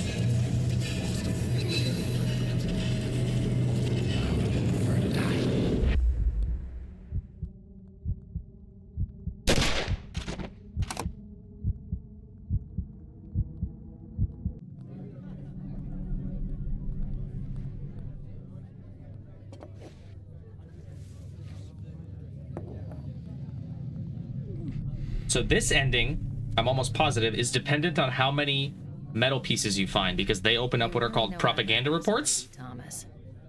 Around here, people keep to themselves. So Rosa expands a little further because we've collected all the collectibles. I've been cleared of the murders, but my suspension has got me thinking. I guess I don't know who to trust anymore. Yeah, tough break. Man, you look like crap. Yeah, I've been better. You said you found something interesting? Yes, very odd. A cult seems to be behind all this. We can tie them to the deaths of the serial killers investigated by your department. A cult? The man responsible was Leland Van Horn. Yes, I know. He manipulated both you and us. But where is he? We have no Leland Van Horn in custody. Look, I explained all of this in my deposition to the Bureau. But a lot of unanswered questions remain, Thomas. Which brings me to why I'm here. This folder contains all the information we need regarding the strange markings you found. Congratulations on a job well done. Anyway, the results suggest an ancient group of extremists, possibly over 200 years old, may be behind all this. And lots of other criminal activity around the city. This is expanded on in the second game. Do you know anything about this? Who these people are? Are you affiliated with them in any way? Rosa, can I trust you?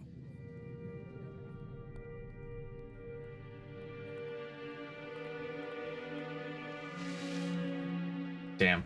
Of course you can trust me, Thomas. We've been through a lot together. Look, I have no idea what any of it means. Something weird, something unexplainable happened during my investigation, but truthfully, the questions you ask, I can't answer. I'm sorry, Rosa. I'm sorry too, Thomas. I really am. Take care of yourself.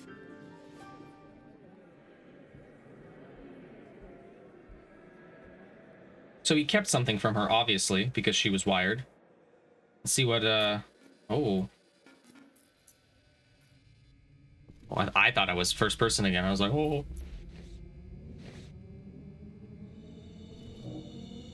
It's very similar to what happened at the beginning of chapter 2. Oh, we're vomiting again. Very nice. Oh. Shirtless man.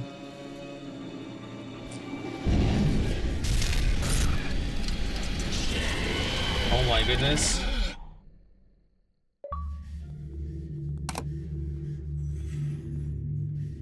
And we got that gold Melee Master Award for completing the entire game with only melee weapons.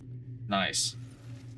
So we got the Bronze Bird, the Silver Bird, the Golden Bird, the 3rd and 4th Propaganda Report, the Revenge Award. I was hoping we would get the Melee Master Award, but we did not, which means that I'm going to have to go through basically the majority of the game and see what I got and what I didn't. So what I think I'm going to do is I'm going to play through the game probably on like easy mode or something and go through each level and just collect every unique type of melee weapon. And then that's how we'll unlock that achievement. The only other achievement I think that we need is instead of the Revenge Award, we need the Compassion Award. So if we go through this again,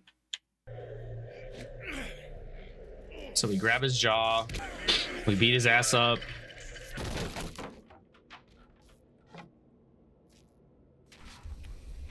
All right.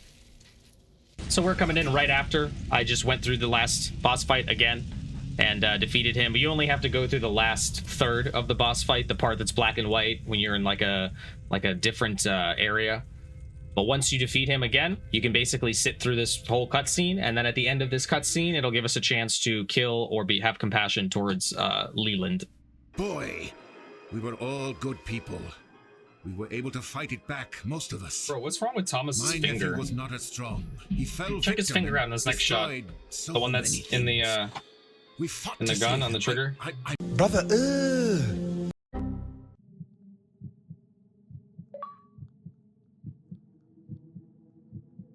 Oh. So it doesn't even matter.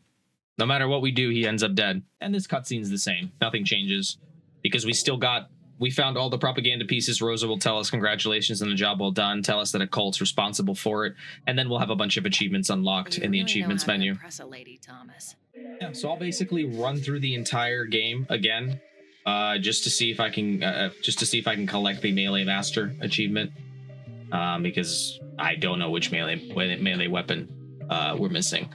This is honestly kind of common from all the different forums I've been on. A lot of people have problems popping this particular achievement, so it might take us a couple of run-throughs through a couple of levels before we actually pop it, but we should get it, and I'll clip it in through the video towards the end so that we can check it off, and then we can see Condemned Criminal Origins into the sunset and talk about what we think of the game, and we can kind of peruse the achievements section and see the different propaganda reports and try to figure out together who the cult is and how they're influencing people and what the actual real story is. So thank you for coming along on this journey with me. This has been great.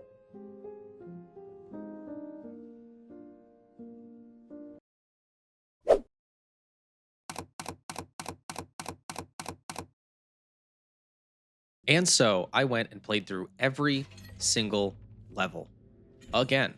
However, this time it was on easy mode and I used firearms to speed things up. After all, I needed to wield the firearms as melee weapons anyways. I also had a table of all the weapons in the game on a different screen, marking them off as I picked them up.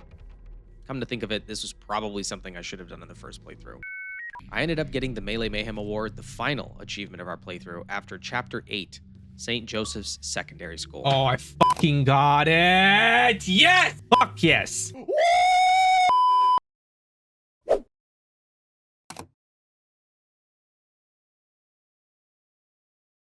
Hello again. Fun fact, I moved into a new place and I'm still editing the video. So make of that what you will. I just, procrastination's the name of the game. And it's not necessarily the editing, it's just getting started. You know, once you have all the software up, it's easy, but it's taken me a while to sit down, come up with my thoughts, script, and put this video together. So I won't take up much more of your time, but I did want to come on here and explicitly thank y'all again for making it to the end. I know it's a very long video. I did not mean to make it 3 hours, is what, at least in this current state, what it's ending up being, which is kind of a long video. But Condemned Criminal Origins it's one of my favorite games ever. You know, it's very unique for its time. I think for a 2006, 2007 Xbox 360 title, coming out with a game that's very story driven, as well as the combat in it is very unique, melee oriented. It was a risk to do that, and I think Monolith and Criterion kind of hit it out of the park. I think they made a really good product, and it definitely influenced my enjoyment for horror. It definitely influenced what kinds of horror games that I like at a very young age when I ended up playing this game for the first time. So it kind of painted the canvas of my what kind of horror games I like from that point onward, if you will. If you do get a chance to play it, definitely check it out. I know it's, again, 360, which you need to have a 360 console. You could buy it on PC. The PC version has a couple of more bugs to kind of mess around with. There's a couple of audio glitches as well, but it's still worth it. I think it's worth a playthrough. If you do end up playing it, come to the video, leave a comment. I would love to interact with you. Let me know what you think. Hey, I played the game and it sucks. No, I'm just kidding. But for real, leave a comment and I'll come in and we'll have a chit chat and it'll be awesome. You know, we'll connect over the game and you'll hopefully have a good experience with it, a more fun experience. Anyways, that's it from me. Much love, be well, and I'll see y'all in the next one.